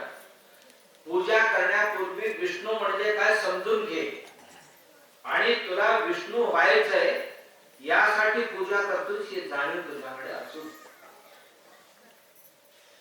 गुरु असा उपदेश की तुला आता आत्मा व्हायचं, शरीर नाही. या शरीरापासून भिन्न असणारा आत्मा तो बनायचा. त्याचं ध्यान सकाळी उठल्या उठल्यावर, रात्री झोपताना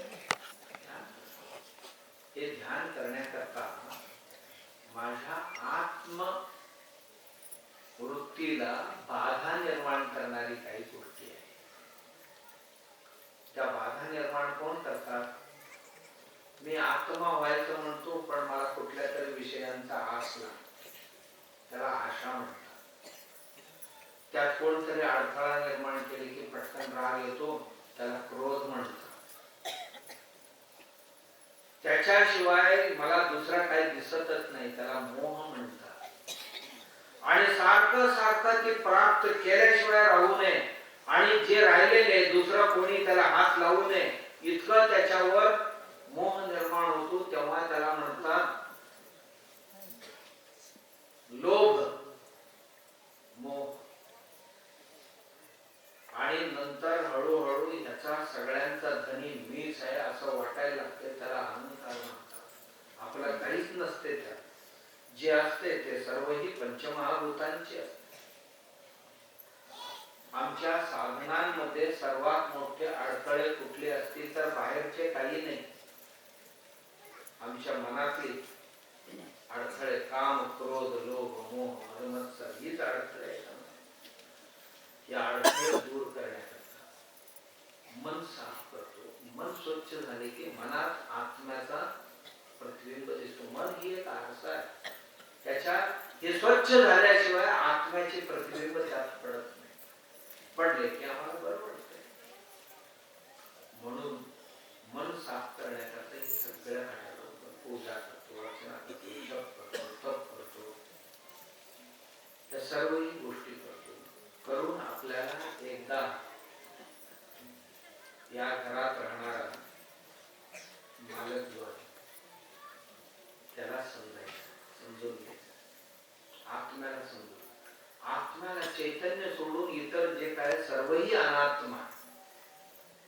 अनात्मा म्हणजे नाश पावणारा, नाश म्हणजे रूप बदलणारा. आता बघा ही चष्मा, याला चष्मा म्हणतो बरोबर, ही प्लास्टिकचा आहे आणि मध्ये दोन हे आहेत काय बरं, ग्लास आहे. याला मग आगीत टाकलं तर काय होईल, याचा सोन्याचा होईल. हे आगीत टाकलं की याचा राख होणार. आम्ही काय म्हणतो, चष्मा नष्ट झाला, नाश पावला. नाश पावला, नाश पावणे म्हणजे नाहीस व्हायला. चष्मा नाहीस झाला पण राख आहे ना. रूप बदलणं याला नाश म्हणतात. रूप बदलणं, बालपणा नष्ट झाला म्हणजे बालपणातला आता तारुण्यात परिवर्तन. रूप बदल, रूप बदलणं ही नष्ट. आमच्या ह्या भौतिक ज्या गोष्टी आहेत त्यांचे रूप बदलत असते. मनाची सुद्धा सूक्ष्म आहे ना, त्याचाही रूप बदलत असते. बुद्धी सूक्ष्म आहे, सकाळी जसं आहे संध्याकाळी राहत नाही बुद्धी, याचा अर्थ बुद्धी नाश झाला. पण काहीही नाश न पावणारा चैतन्य जो आहे जसाचा तसा राहतो, तो म्हणजे मी आहे. हे गुरूंचा उपदेश. या सत्याचा दर्शन करवतो म्हणून तो सद्गुरू. आणि माणूस सुखी तेव्हाच होणार आहे जेव्हा समजतो. त्यानंतर देह राहो अथवा जाओ, देह राहिला का आणि गेला काय फारसा फरक पडत नाही. महाराज म्हणत होते उद्या येणार तो आज येऊ द्या, आज येणार तो आत्ताच येऊ द्या मला, असं म्हणत होते. का? त्यांना माहित होतं की ही शरीरापेक्षाही मी वेगळी, आपल्यालाही ते गरज आहे. हा, याच्यात राहून संसार करणं गरजेचं, जरूर करावं, जेवढा करावं असं वाटतं तेवढा करावं, पण कोणत्याही सुखदुःखाला बळी पडू नये. खुशी आनंदित राहावं, आनंदित व्हावं, दुःखी होण्याचं काही कारण नाही. काय घडले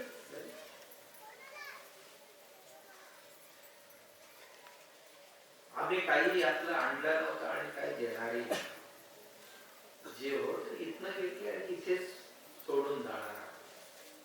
पण आपण मात्र सगळ्यांचे धनी आहोत, ही भावना आपली पाहिजे, हे निश्चय आपला भाव. याकरता सत्संग असतो. खरसेकर मंडळी सत्संग आयोजित करतात, आम्ही सगळे बाहेरच्या मंडळी इथे येतो, 2 दिवस आनंद घेतो. काय घेतो, काय करतो? खरसाईला जाऊन काय करता म्हटलं तर काय करणार, आनंद घेणार. मग गाववाले आलेल्यांच्या सेवा करून आनंदी होतात. आम्ही त्यांच्या घरी राहून त्यांनी जसा ठेवतील तसं राहून, जसा जीव घालतील तसं जीवन आम्ही आनंदी राहतो. करायला मिळते, थोडं कीर्तन ऐकायला मिळते, भजन ऐकायला मिळते, प्रवचन ऐकायला मिळते. आनंदोत्सव आहे आमच्या जीवनात. माणूस रोज रोज रोज रोज रोज जे ते ते ते ते कंटाळले, जरा बदल हवं. घरात काय रोज काम बदलतात, पण मला आश्चर्य वाटतंय, पण कंटाळत नाही माणूस. दरवाजा तीच, खिडक्या तीच, रोज तेच तेच बघतो, पण त्याला कंटाळा येत नाही. म्हणजे किती आवडलं त्याला ते. पण आत्मा का आवडेल ना त्याला? इथेच राहतोय तो सुद्धा, त्याच्याकडे लक्ष नाही.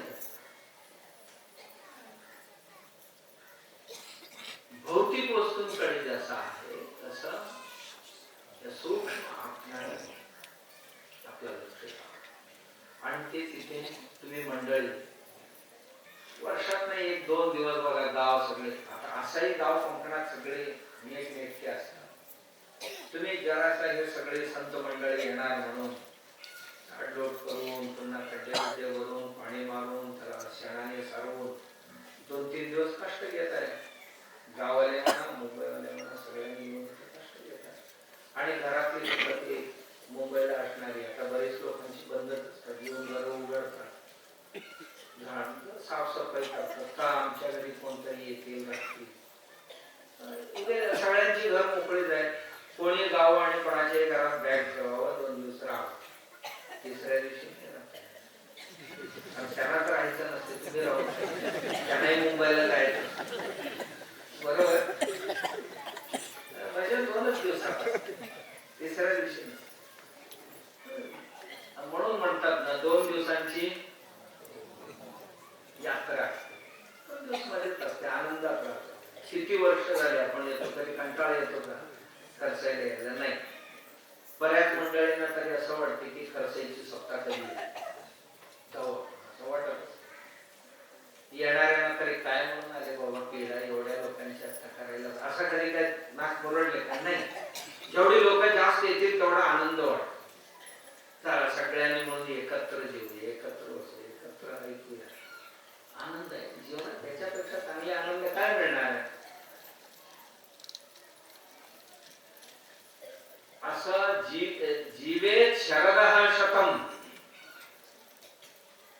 असं 100 वर्ष या आनंदातच जगायला पाहिजे. असंच जगायला पाहिजे, आनंद अनुभवत जगायला पाहिजे. तसे आपण कोणाची 70 झाले, कोणाचे 80 झाले, 90 झाले, आणि 100 वर्ष भेटले तर काय वाईट आहे? आपण प्रार्थना असेच करू. आणि समजा कमी भेटले तर आपण 12 महिने 2 महिन्याचा वर्ष मानू, आपण 100 करू जाईपर्यंत. पण आनंदात राहू, कसे राहू, कसे आनंदी जीवन, आत्म ज्ञान संपन्न जीवन जगण्याची बुद्धी शक्ती